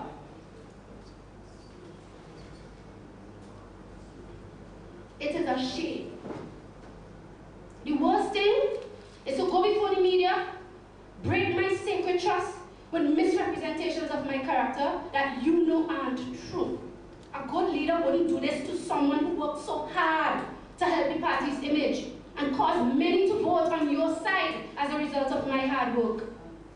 The Honorable Arnim Ulrich Eustace should resign as leader of the New Democratic Party because he's not a good example of a leader. Sitting down behind closed doors, not going out enough to meet the people in all the constituencies, is not going to win you an election. You fire me now, but what are the things that I did to help the party? I suggested, go on and meet the people told Mr. Eustace. People out there saying you need to get up off your laurels and come into the community, meet the people. I brought these messages to you. I told you they said no to win what is feeling neglected, and that it seems that it's only around election time the party comes begging for votes. Instead of giving attention to these things, is excuses and evil jealousy and hidden conspiracies and infighting, killing the party and attacking hard-working members like myself just because I have a zeal and interest in serving the people and because some find it a threat to their own thirst for leadership. This is why the New Democratic Party, as it stands on a policy like this, will never see the corridors of power until the bunches of old leadership from the old era go. That is hurting us. The old heads need to resign, and the party needs to be reconstituted with young blood who care and can be creative and energetic to go out there and win elections for the people. And those who slavishly sit in compliance with such an illegal policy, those who slavishly sit and say nothing and comply with an unconstitutional policy, they need to resign too. What sense does it make that you sit by quietly without saying a word? What sense does it make that you come behind back and say you didn't like how the firing was done and it is so sad? What sense does it make that you quietly say behind back you thought the manner was barbaric? What are you telling me those things for? This cowardice. You should have opened your mouth and said so. This cowardice cannot help the party. Freedom must be there to tell even the leader when he is wrong, if he is wrong, and even when he needs to resign, like I am saying now. I am so shocked to see this NDP leadership fighting against me. I am Lisa Batiste, who was instrumental in helping them win the referendum elections, who worked hard to help them increase their chances at governance, going from 3 to 7 seats. This is why I was made senator. People were calling for me since after the elections. It was a clear call, and they referred to my hard work. Now look and listen to the things that are said and allowed to be said about me on Nice Radio in the presence of the leader. Monday he's on the radio and I call a call to the city. He says, I agree with you. You're right to fire her. Then he goes on. You know, it's like Satan. He was so bright, and that's what got him in trouble in heaven. And if this lady was left to go on, she would do just like Satan and make a head of every heaven. And the opposition leader sits down there and says nothing. And says nothing. Shame on you, Mr. Eustace. If this is how you could treat your own in the New Democratic Party, if this is how you could treat your own, what will you do to the people of this country when you're in government? That is not caring. It is the worst kind of betrayal I have ever seen. And if they would do it to their own, they wouldn't take care of anyone. I am telling you how it is, you know, based on the facts, you know, based on what is happening, you know. I'm not talking about nothing in the past. I'm talking about what I see. Just look at how they treated me, and you judge. I publicly criticized the ULP's policy. I stood up for the inalienable rights and freedoms of the people. I was charged and sent home from work on half pay. And you said you would take vigorous action in my defense. Now today, when I sit in a private meeting and by way of a private letter that I have to stand for the same God-given rights and freedoms of religion, of politicians, not just to hold their belief, but to express it publicly, even if it is critical of a religion. Today, when you feel you no longer need me, you put me on not half pay, but no pay. Shame on you, Mr. Eustace. You have done worse than the ULP to your own. And this is evidence that you will not care for the people if in government. You need to resign, sir. I worked as a senator full-time. You knew this. I worked in Parliament on budget and other debates. I worked out of Parliament in and around the country to help people who were even being neglected by their own representatives on the ULP and right here in the NDP. I often went where the need existed, I went where I was called where possible. Instead of supporting and encouraging me, you all were jealous of my works. I remember I had not too long lobbied to rebuild a house for a woman in Dixon after it had accidentally burned. And she was living in poor conditions in the mountain for a long time. One day I was chided by Mr. Leacock. For what? And he said, you need to tone down on your national program. I know you want to be Prime Minister, but you need to be seen more in your constituency. I had not even yet been selected as the candidate for Western Jordan. He was saying this to me. You need to tone down on your national program. In other words, stop going all over the place. I know you want to be Prime Minister. So I sought to contest this impression that was being created of me before some of my colleagues and the leader. Leacock was mad, and he insisted that he had been receiving calls that I need to be seen more in the constituency. I hadn't even been selected yet. Can you all imagine that? And even after I gave examples of work I had begun and work I had planned, it didn't seem to satisfy him. Why? Because when Mr. Leacock speaks, you better shut up. Yeah. And if you challenge, you're brushing him aside, you're rude. As if that wasn't bad enough, the opposition leader began to talk to me about how politics works. And on one engagement, he used the house that I had built as an example and said that the fact that I had done that would hurt me because it means that other people would expect me to do it in other places. I tried to make sense of what he was saying. And as I reflected, I realized it made no political sense at all. What are you going to do? Leave the woman in her condition? Just explain to others if you can't do the same thing. But you're going to tell me that to have done that will hurt me? I tried to reason with him that even though I am not running in North Windward, Dixon, it will help whoever MVP candidate comes along because it will be known that the effort was by an MVP person. Can you imagine this? Instead of rallying with me and maybe organizing some ribbon cutting handing over of the house, the opposition leader is telling me it will hurt me politically? Is that a politician talking? I was out there meeting the people up and down the country on a senator's salary alone with no other source of income, and you cut it all off because of petty jealousy and bias against me. That's the real issue here.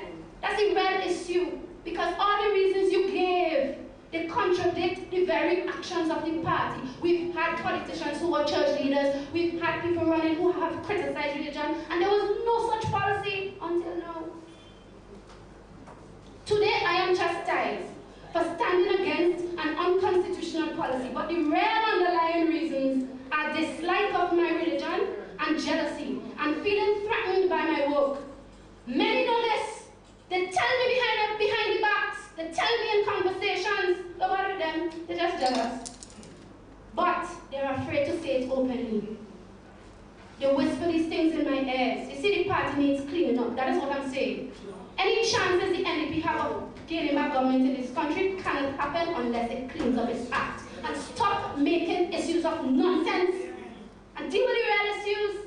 Just imagine how far this party will go towards me after firing me. Just imagine, a vice president's wife called my mother on Sunday night after I get fired Friday.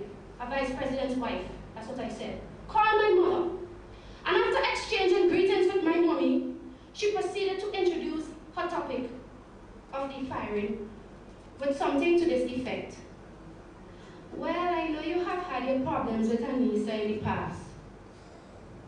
My mother quickly caught on and told her that yes, it is true. When Anissa left the Pentecostal church and joined Seventh-day Adventist, I was upset. But I realized I cannot choose the religion that my children go to. I can't choose their religion for them. And now Anissa and I are as tight as ever. Can you imagine this? Why are you calling my mother to ask a question like that? What do you want? You want her to say, yes, she too hard, she must not listen. And then you go back and you say, oh, even her mother says this. They don't fire me, I have nothing. But you want to set even my mother against me? And me that while she's talking to the lady, she can hear the vice president's voice in the background. These things cannot be right. And I'm not here to please anybody. I am here to tell the truth and to let people know what is going on. Because an injustice has been done. These are the issues that need to be addressed. My mother was already too happy to say, we are tight, and I'm happy that she supports me. All of a sudden, I have become public enemy for the NDP. The same person who you hugged up when it suited you, now you find excuses to get rid of me. Because you figure that you don't need me anymore.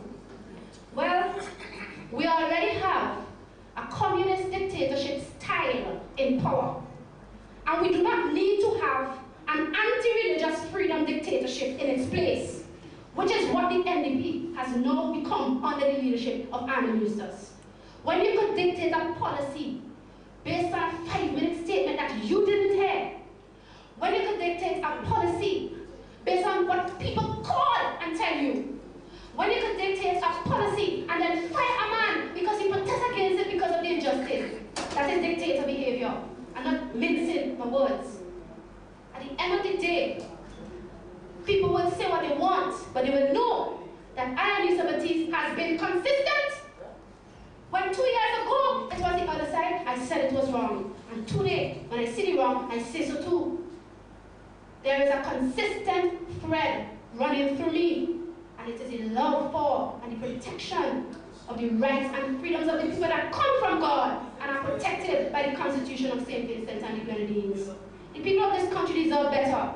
We look for a golden age in St. Vincent and the Grenadines, a time of great economic prosperity, an age when this country could stand out even stronger than countries like St. Lucia and Trinidad and Tobago. We have the resources, we have a hard-working people, we have people who are willing to sacrifice, but you know what's the problem? We have an old kind of politics, where there are too many dead leaders holding on for selfish purposes, and not because they genuinely love the people, and that is retarding us terribly. I have said what I have to say. I mean every word. I do not recant. I do not take back my letter. I will not apologize, because I have said nothing wrong. I've spoken the truth, frankly, boldly, strongly, but it is the truth. And you should have humbled yourself, instead of letting your wounded pride get the better of you, to fire this good citizen and servant of the people of St. Vincent and the Grenadines. Thank you. I know it was long, but thank you so much for giving me.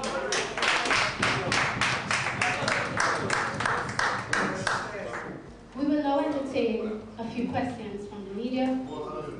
I will go back to the table so that if you want to address Chevron, you can also.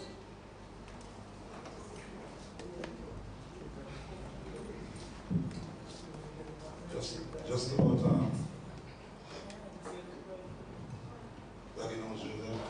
Yes, Mr. Joseph.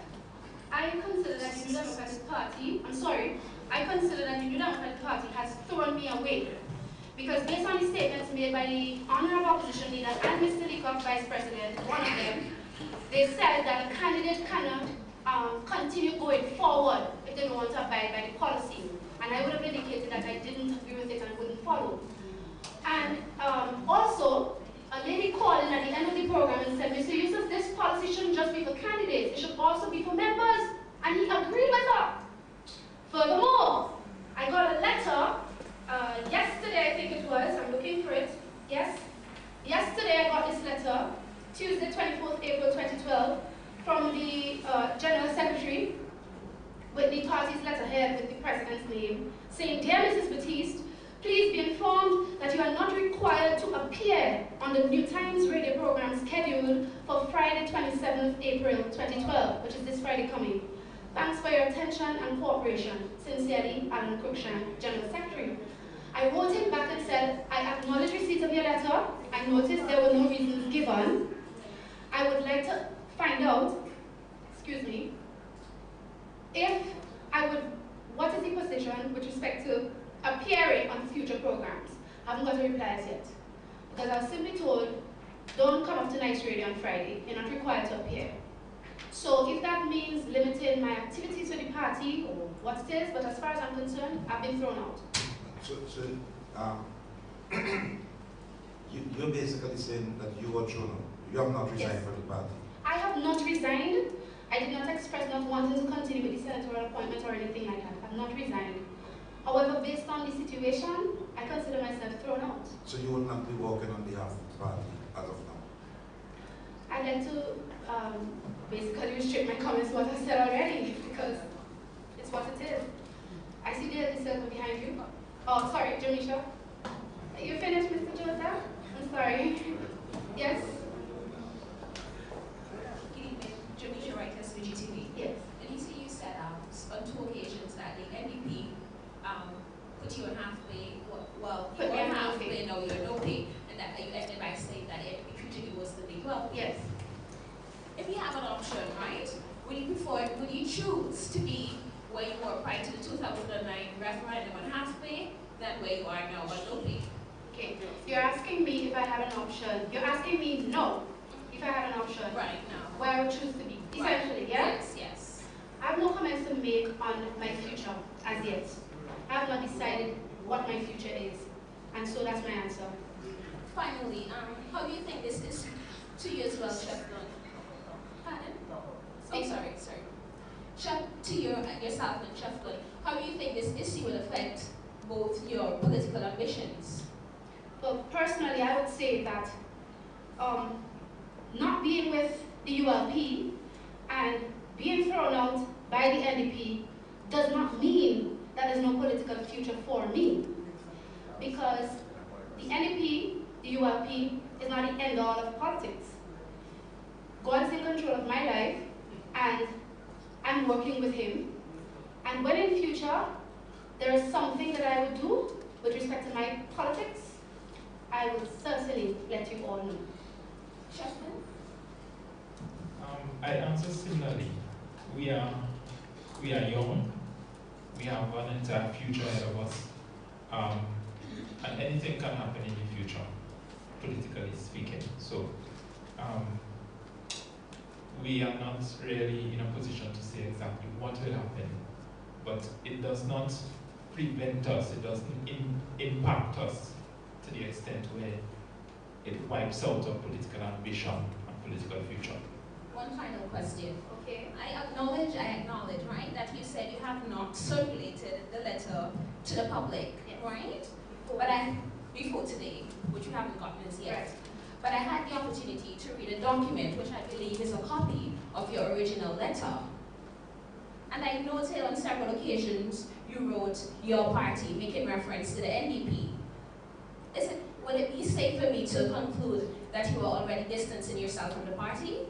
No, I use the expression your party because I was speaking specially to the leader, and he was the one taking the decision with respect to the policy. So I was asking him to consider the implications of the policy upon his party going forward. It was not me saying that I have distanced myself. I was just speaking to him in his capacity as the leader of the party, the owner of the party, as it were. All right, thank you.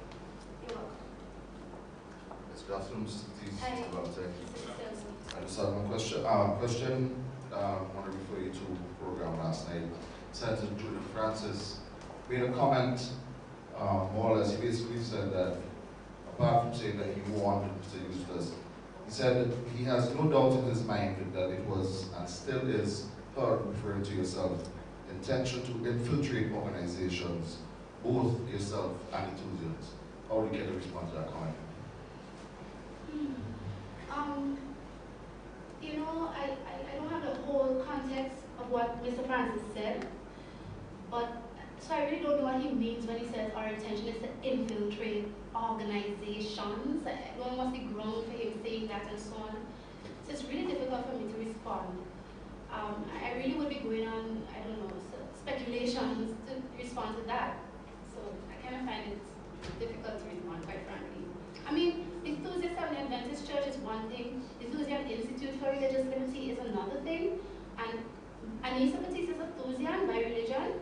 My politics is another thing, in the sense that how does me, as a citizen of this country, a young 31-year-old lady, wanting to serve, in whatever position and the highest position of the country, how does that represent me wanting to infiltrate Thusians into organizations? Do we say that because the Prime Minister is a Roman Catholic, when he wanted to be PM so long ago, he wanted to infiltrate Catholicism into organizations? I mean, it just doesn't stand. The reasoning, you know, so. Also in your presentation, you went to great lengths to basically express some of your personal feelings. We just want to get clear up. Are you saying that you basically got fired or you had your position revoked because of what persons have been telling Mr. Eustace and more or less not based on the position that you stated in your letter? I think because Mr. Eustace gave his reasons. He gave his reasons for his decision. Said the letter was insulting and it showed that I didn't want to abide by the policy and you couldn't have that, basically. I think that the issue was not so much the letter. I think the issue was that his and others' pride was wounded at the fact that I dared to stand up and tell them what was wrong with the policy and why I couldn't support it. And I really believe that there is bias against me because of my religion, and that there is bias against me because of my outspokenness, and the fact that I work so hard and people call upon me, they say they want me to lead, they want this, they want that. I think there is concern about the popularity that I have with people. I think that in itself represents a threat to some persons within the party who feel you now come and leadership is for senior people, wait your turn. Those are things I've been told.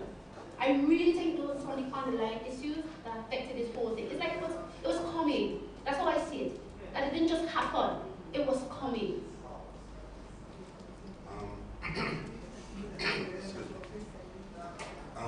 Just before you wrapped up your statement, you made a call for Eustace to resign, for the old heads also to resign, and that the party needs leading up, which is the New Democratic Party.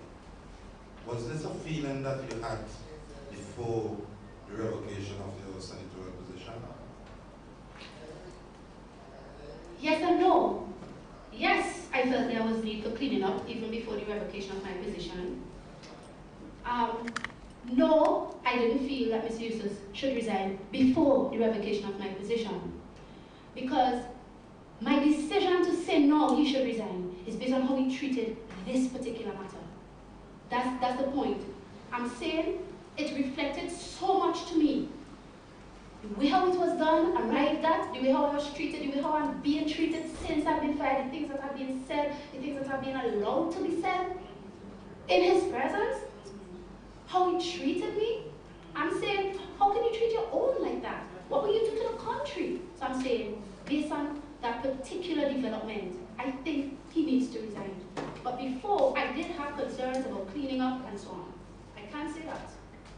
I just want to, in relation to Sheffield, because you quoted from the newspaper in relation to what the Prime Minister said.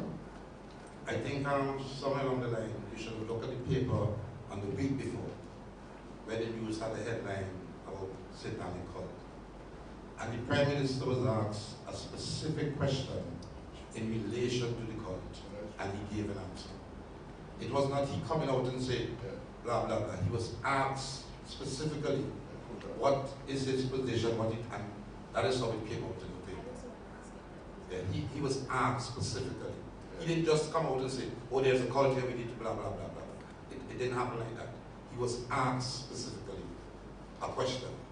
Everything that is written, he was asked that, and he provided an answer. Just need to say that. Yeah, but actually, I was the journalist. I was the journalist who asked the Prime Minister the question. Okay. I was a journalist. Okay. Yeah, but I don't think that makes much of a difference, because when we have the CCR cross-country meets the media program, we debate or we look at issues that are in the news, and so long as it makes the news, it is up for discussion.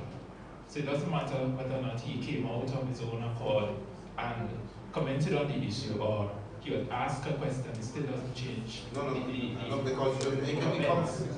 I don't want to get into PressConference, but I just want to say that if you ask a specific question and you express it, it's different than if you just get up and present it. I just wanted to make that. I just want to say, Mr. Joseph, to me that's irrelevant, because the fact is, the journalist didn't put his opinion in his mouth.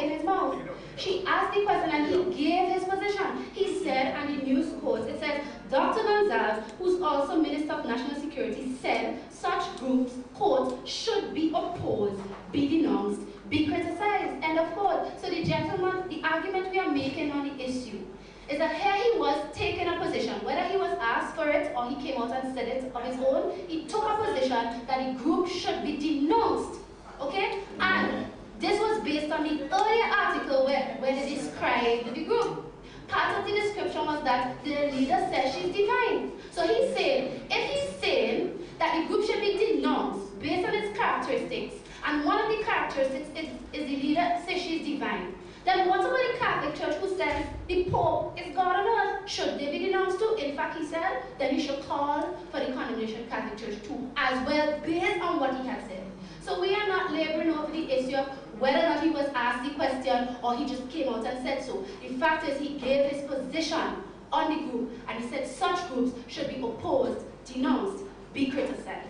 Expect to see you or expect some statement. I was about to ask you, what is the future of your politics, and where do we go from here? Thank you. Okay, answer quickly. The question of whether I have friends there, no.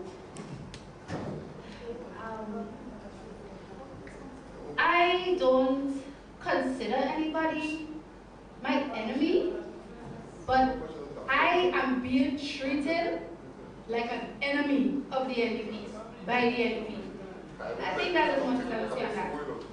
Were you the only performer? I neither said that in my statements, neither do I think that, but I said as much as I thought I should say with respect to the kind of contribution I had made and how I wanted to highlight that this is how they were treating such a person. Where does that leave the fact that I was earmarked to run for Western George? Like I indicated earlier when I said I felt they had thrown me out, the statements made by Mr. Eustace and Mr. Nicholson really clearly showed that if you did not abide by that policy, you couldn't continue, you couldn't go on being a candidate, or you couldn't, I think the words were, be a candidate going forward. So for me, that in itself answered that question, Mr. Dave. I have two questions for Mr. Alisa, which is and two for Shabby and Valentine.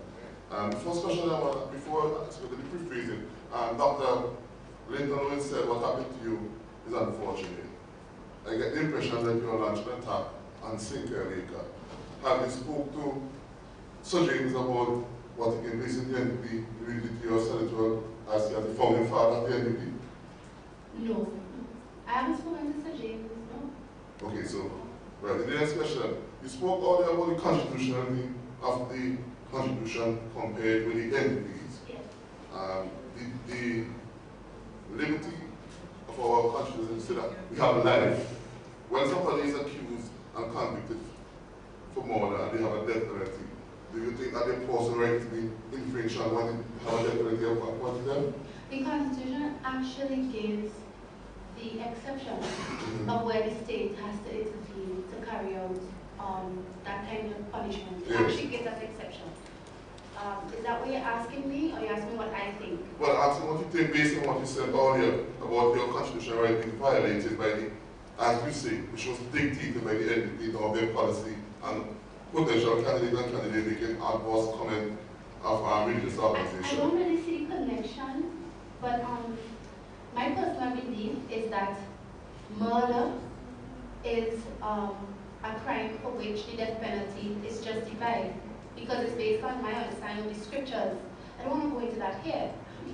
The argument of whether or not, I have an argument from the Bible that God said, if a man shed blood, by man shall his blood be shed. Yes. And so the right to life can be limited where the death penalty for as just punishment for the crime of murder is concerned, but I really didn't see the way to The reason why I like that, Ms. Baptiste, is that you try to point out that your constitutional right was infringed, right? So that's why actually the incident with the death penalty offered by the court to somebody who is accused. Oh, well, here, I do not, being a member of a political party and needing to abide by the policy of the party is not justification for dictating a policy that is unconstitutional. Because what I'm saying, and I said it earlier, every party and every party leader and every organization of the state is subject to this, the constitution of the country.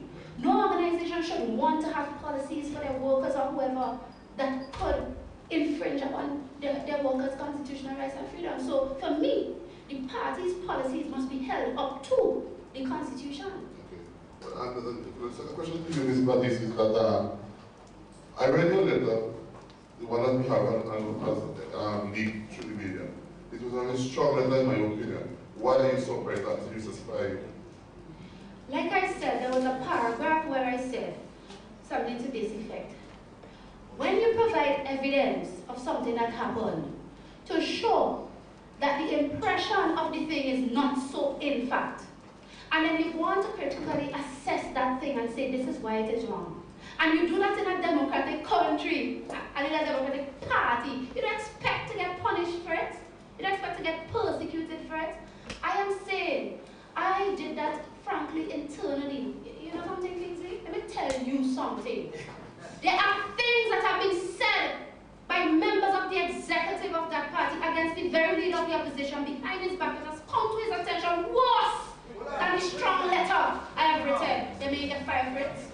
Let's be colloquial, because you see, these are the realities, and this is why I was so strong, because I really felt an issue was being made of a non-issue, and it really showed discrimination towards Mr. Valentine and towards me. And I said those things in the letter. There are worse things that have been done that hurt the party's image, and you make an issue of this.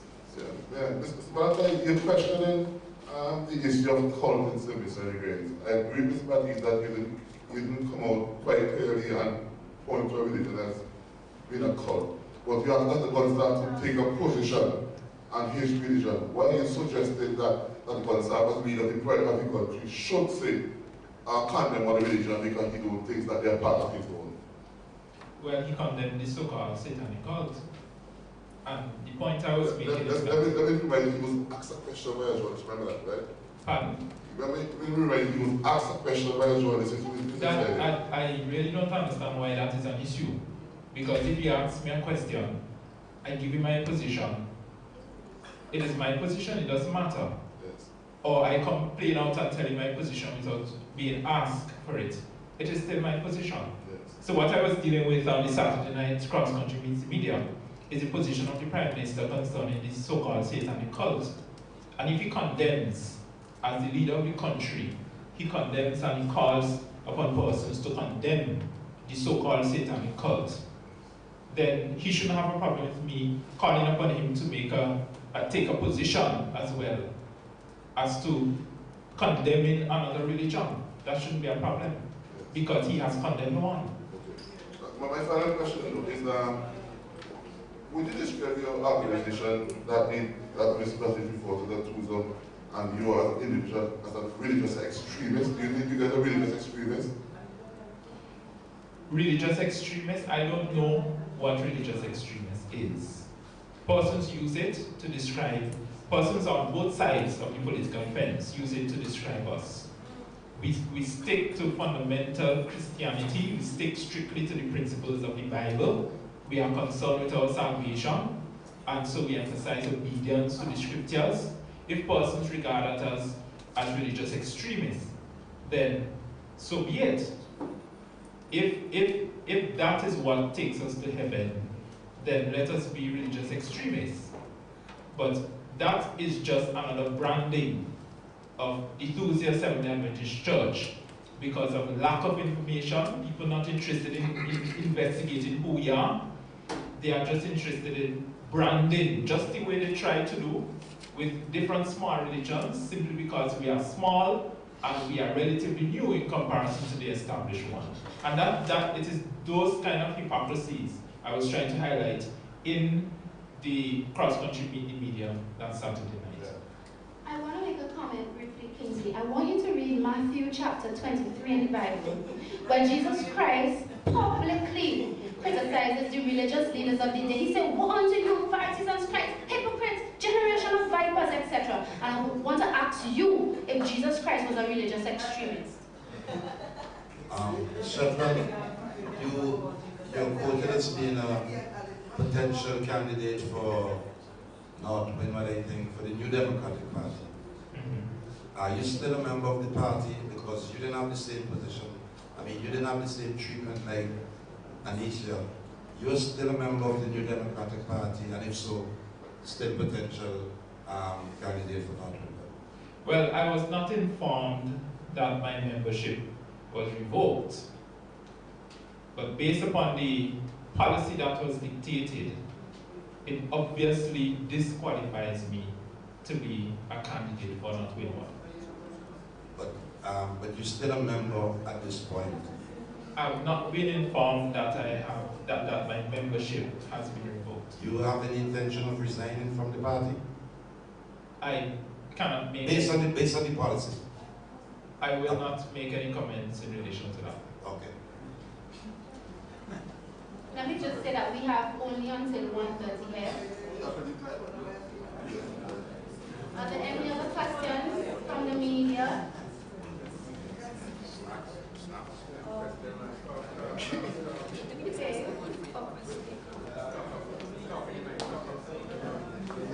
Again, Jamisha, right? One final question. Did you see this coming at all? I mean, yes, you said you saw the pulling down the criticisms within the party, but in your wildest dream, did you expect that your senatorial appointment would have been revoked? You know, Jamisha, it's easy in retrospect to ask a question like it's easy looking back to ask a question like that.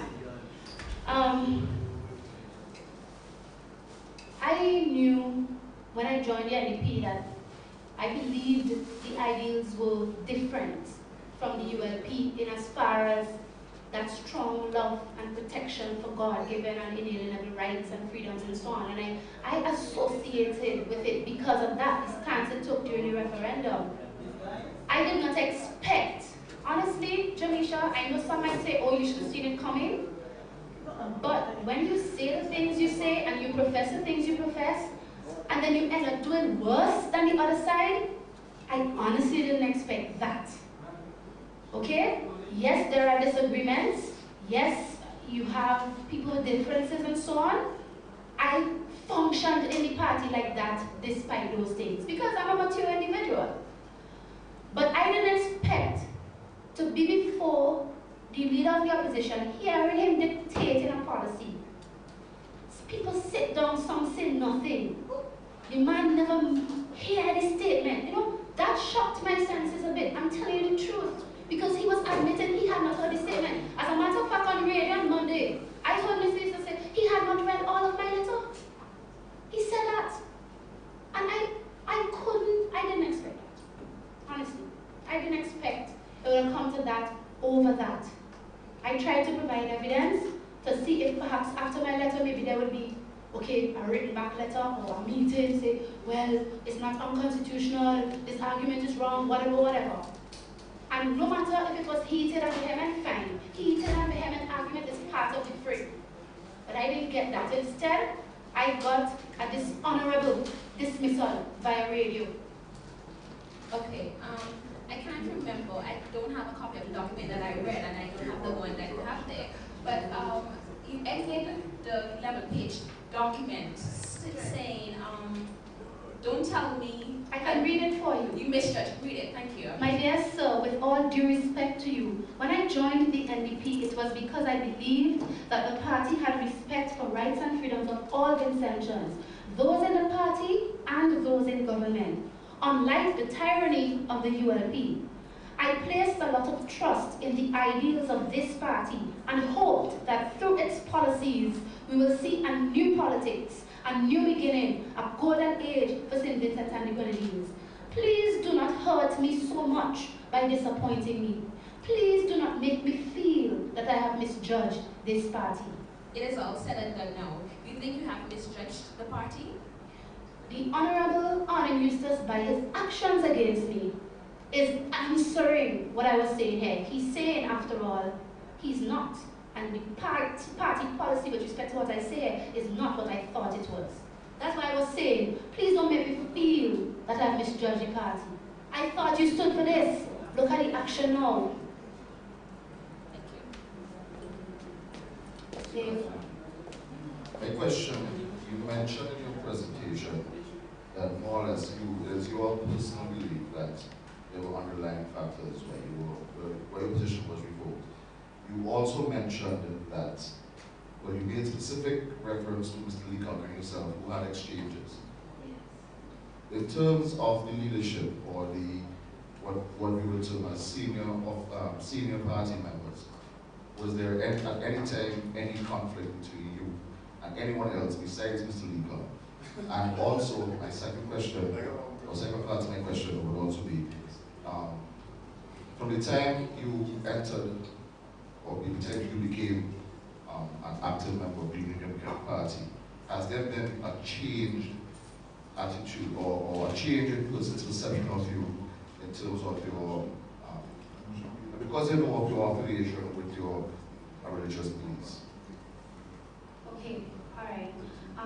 You asked if there was any conflict with other senior party members.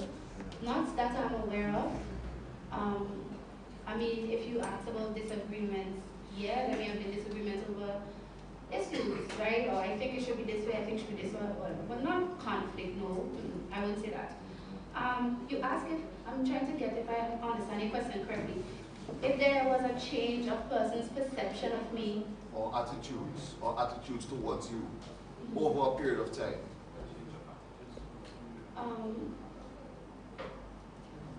From within the party itself. I can only recall like one or two instances where, for example, I pointed them out really. The ones with Mr. Leacock.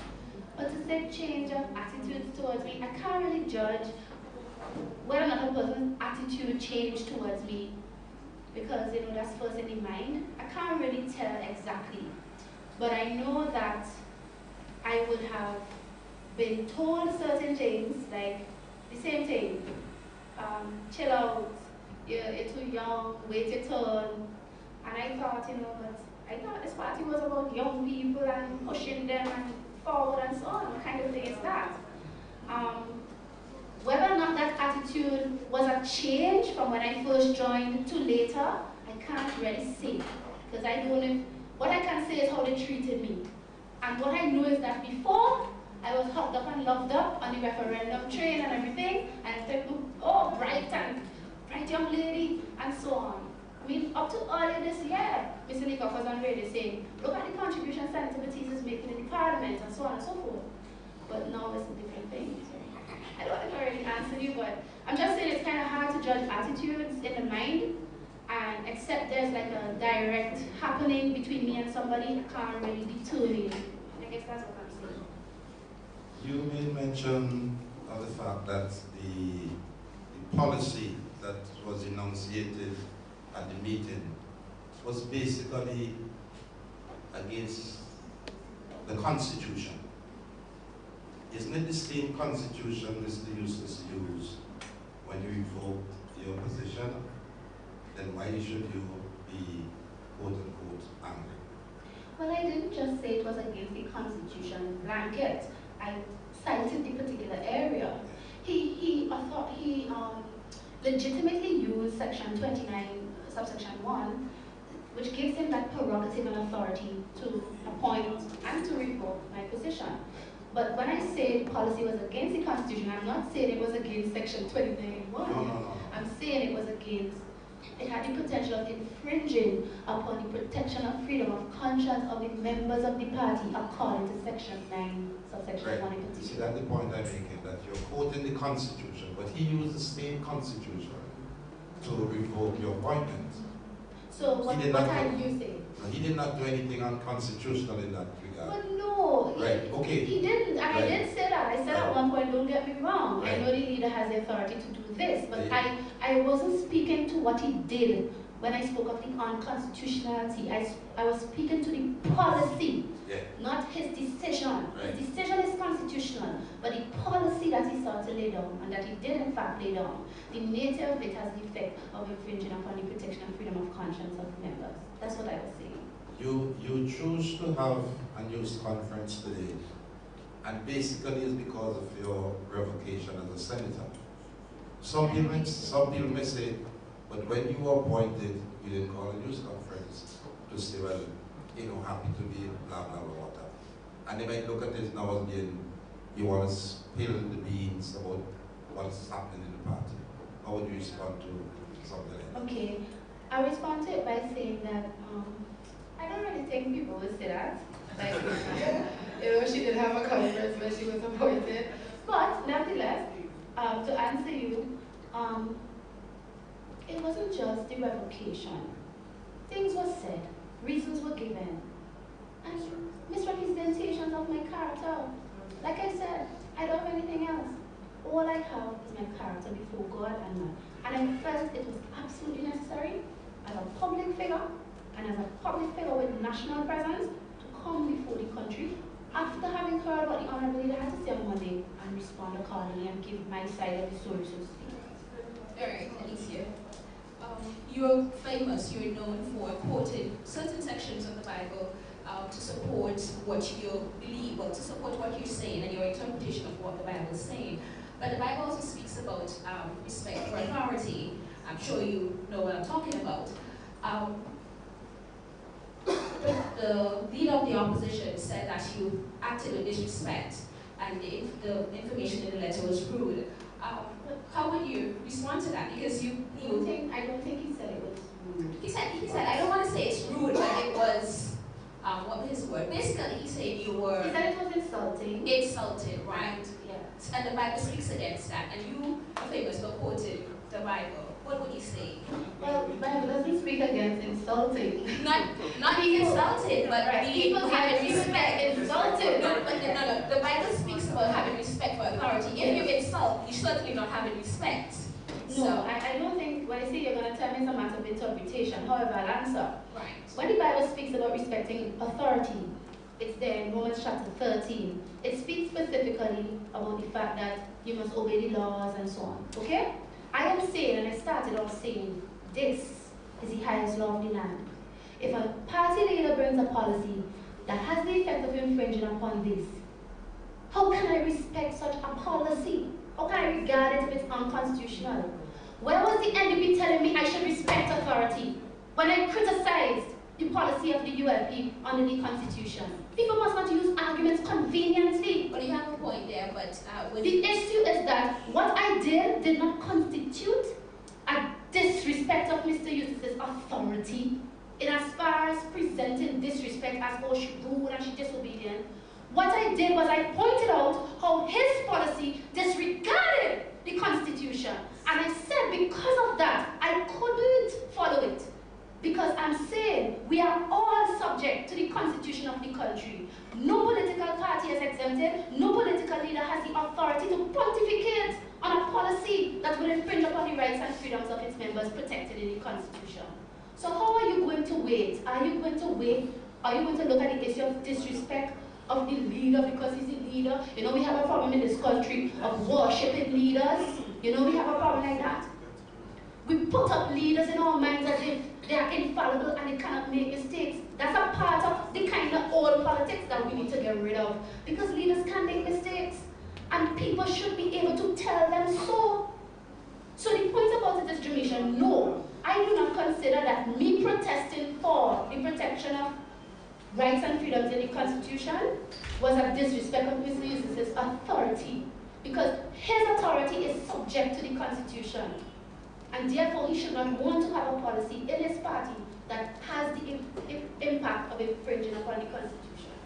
You joined the NDP officially when some of the issues that you raised in the letter about the stone throwing, whatever, existed before, prior to that. Why is it that they were relevant? You found it necessary to mention them in the letter now? Why you think it was necessary to highlight those issues now, and you joined the party when they were there? Okay, well, first of all, I would say all that I mentioned was there. Not all. Right. The reason for those insertions was to make the comparison and to highlight the extent of what I consider to be the hypocrisy that was playing out. Because I'm saying, Chevron made a statement, a simple statement. The statement did not say the Catholic Church is a cult, and the evidence is there. Yet you come down on the guy, you're basically telling me you can't run if you're not going to abide by this policy. Then you fire me for saying the policy is unconstitutional. And I am saying, well, better he had stolen a church. And nothing will happen.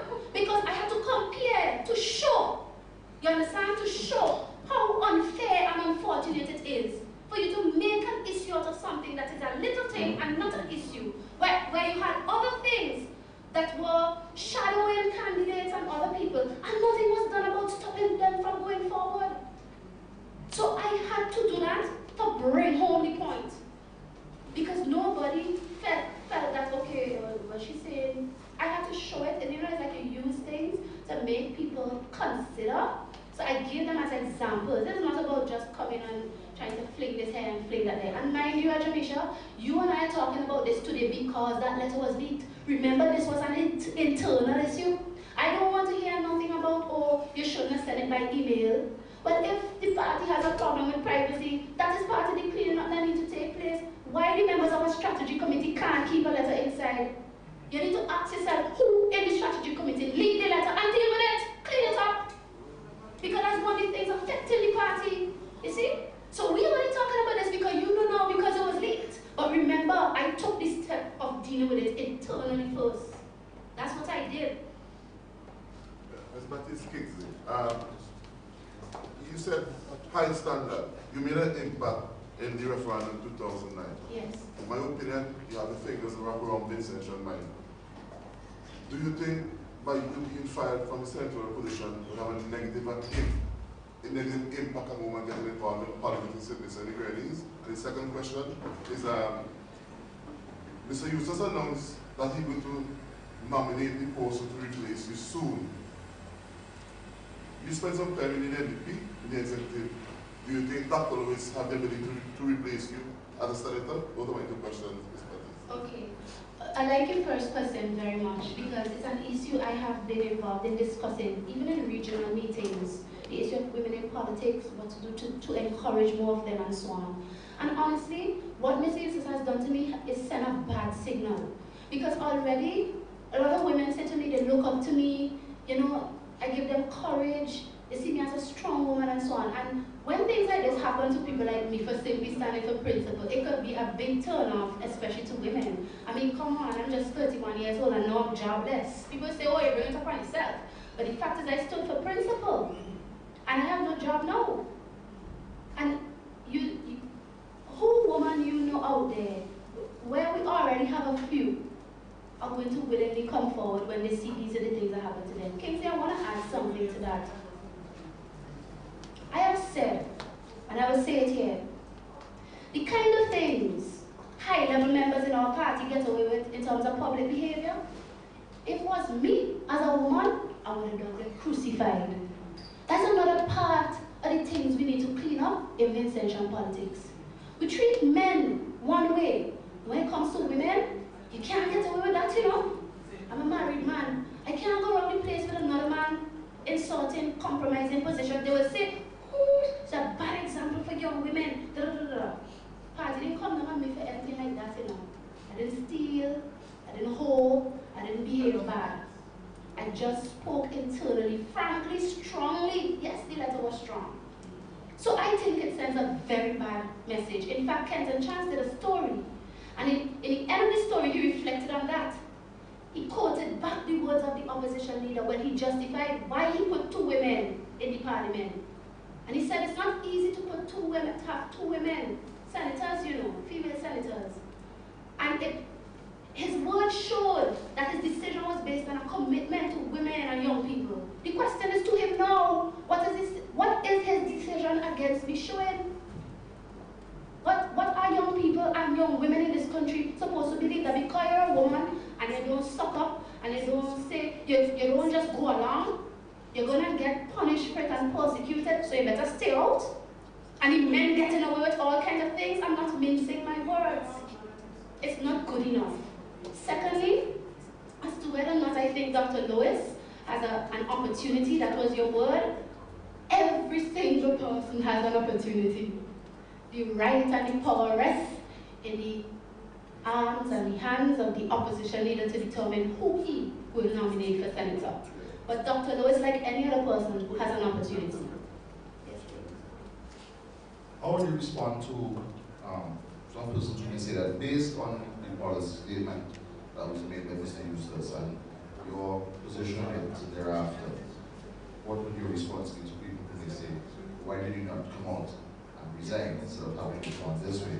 Second, you mentioned that you did not want to reveal what your future plans are. But in terms of, we know that you've been saying that you are a champion for the concentric people, and how do you think this can affect your cause?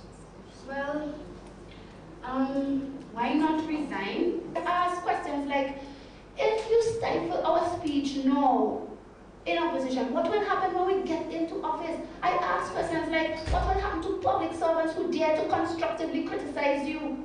I was trying to get discussion to show the issue, the seriousness of the matter. But, you know, the day after the letter was filed. The second question, champion for the people, what was it? How do I go forward? What do you think? How do you think it will affect me? I have said that I will not stop being a servant of the people. I have certain programmings and so on that were not paid for by the NEP. They were my initiative, and they were supported through my efforts of getting sponsorship. As long as those sponsors continue to sponsor, I will continue the programs. I will continue to speak out, write about the things that I think are affecting the country, and I will continue to do things. As a matter of fact, I have some things at home right now that was really meant for some, what do you call it, some like food basket kind of work. I have to go and sort it out. It was meant for some areas in my constituency. I have to do those things, and I'll continue as far as I can. And in the future, when there are other developments, I will let the public know. Yes, in terms of the continuation with the news, still be getting the yes, actually I hadn't written in a while, so I have to restart. Yes, yes. Okay. No, but that was my NDP thing, eh? I started that even before I was with NDP, persistent But scrutiny. I know, but being critical of the NDP could have another backlash also. I'll leave it there.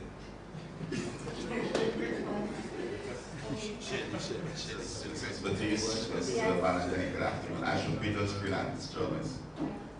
Expertise, you've had two very serious experiences. One with having been employed by governmental servants of the Grenadines.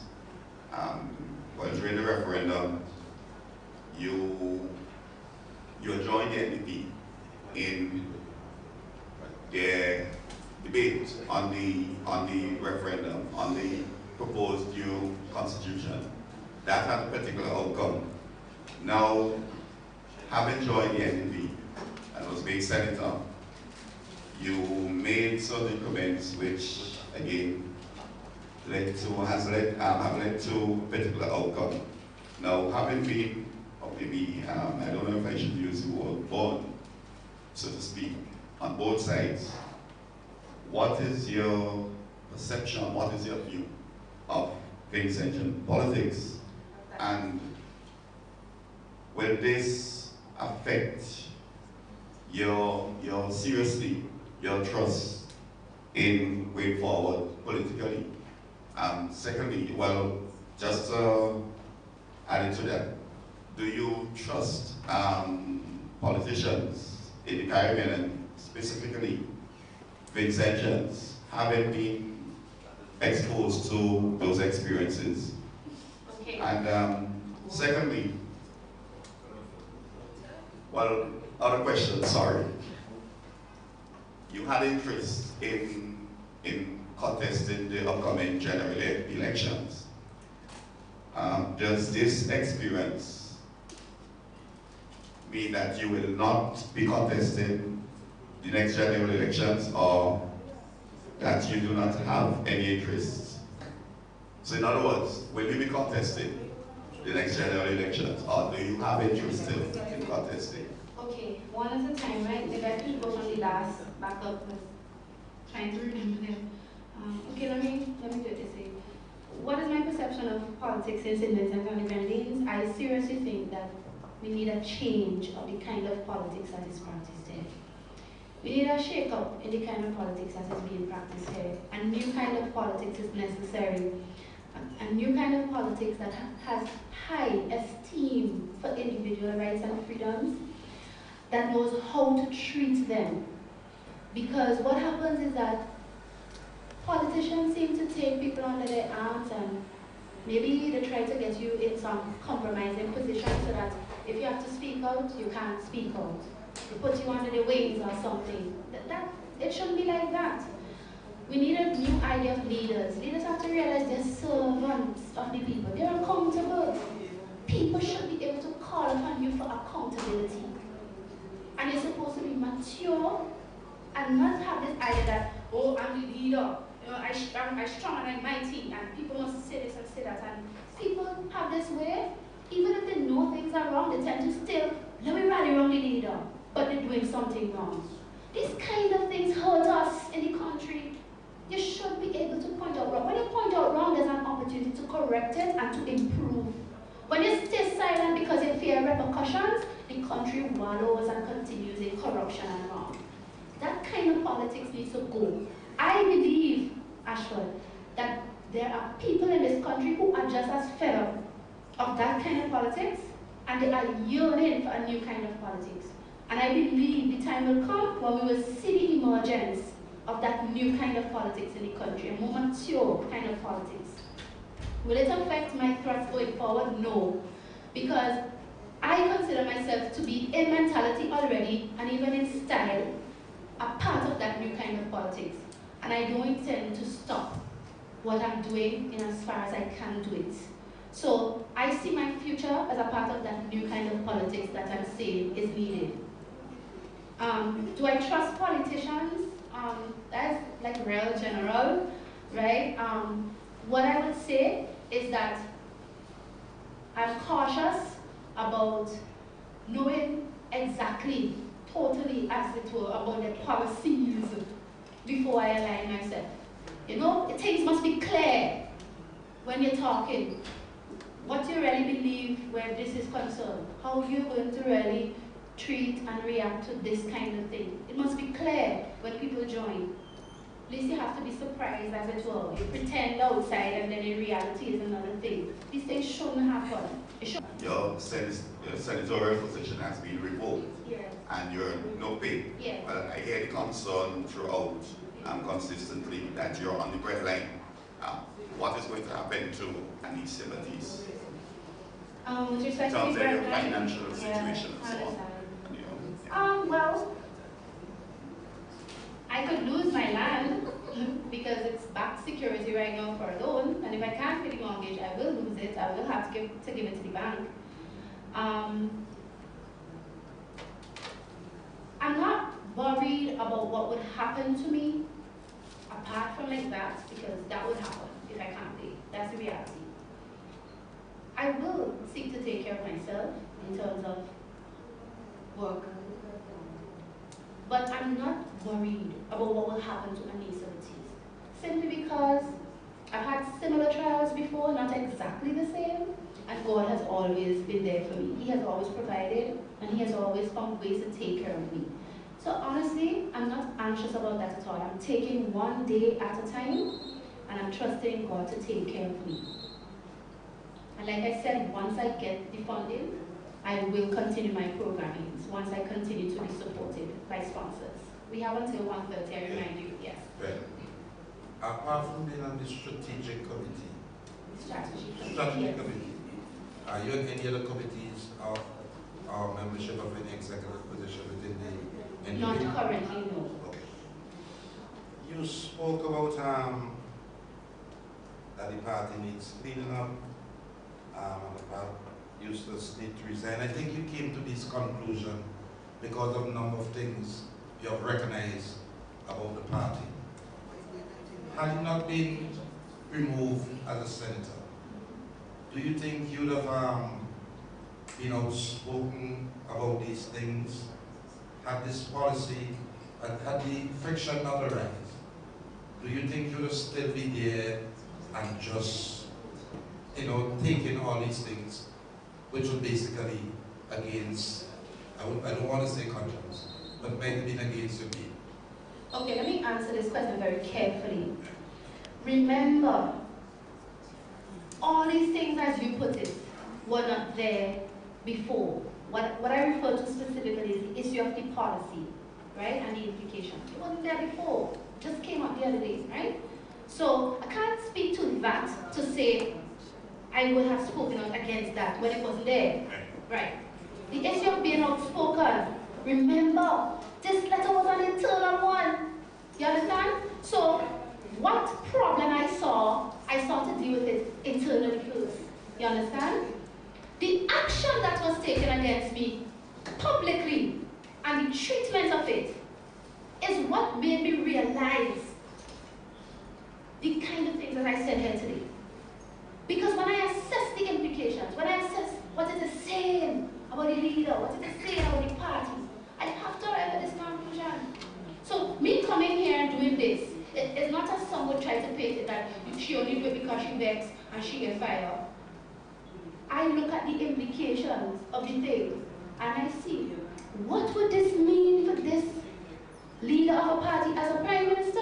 What would it mean for people? And I say, that will be a similar situation like what exists, and I think under him persisting on such a policy, he should resign. So it really is an assessment of the issue at hand. It's not that there weren't disagreements before. I mean, everybody has disagreements in organizations. But when I saw this level, I said, that can't be right. You have to remember who I am. It's what I stood for 2 years ago. I have not changed. I was working with the government for years before that referendum.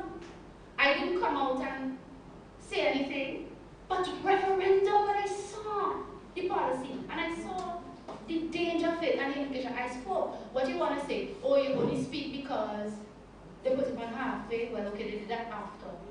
But it wasn't to say there was any fraction with me and the ministry why I spoke out in referendum. You understand the point I'm trying to make, Mr. Joseph? I'm saying simply that you could be in an organization, whatever difference is, whatever. But my thing is, the common thread with me is that I will not accept somebody telling me they could be unconstitutional in their ideas and policies, and I must support it. I am a Democrat, I'm a national, I'm a patriot, and I really believe in God-given rights and freedoms and the protection of the constitutional rights and freedoms. I don't just say it, I really believe it. Okay, your sober conclusion, you've basically termed the Prime Minister as a dictator, Would you know, if you were to make a comparison between his style of leadership and that of Arnold Ulysses, how would you join them together? Well, I didn't really come here to compare the two, but I said, well, we already have a communist dictatorship style in power, and we do not need to have an anti-religious freedom dictatorship in its place, which is what the MEP has now become under the leadership of Arnold Ulysses. That is what I said.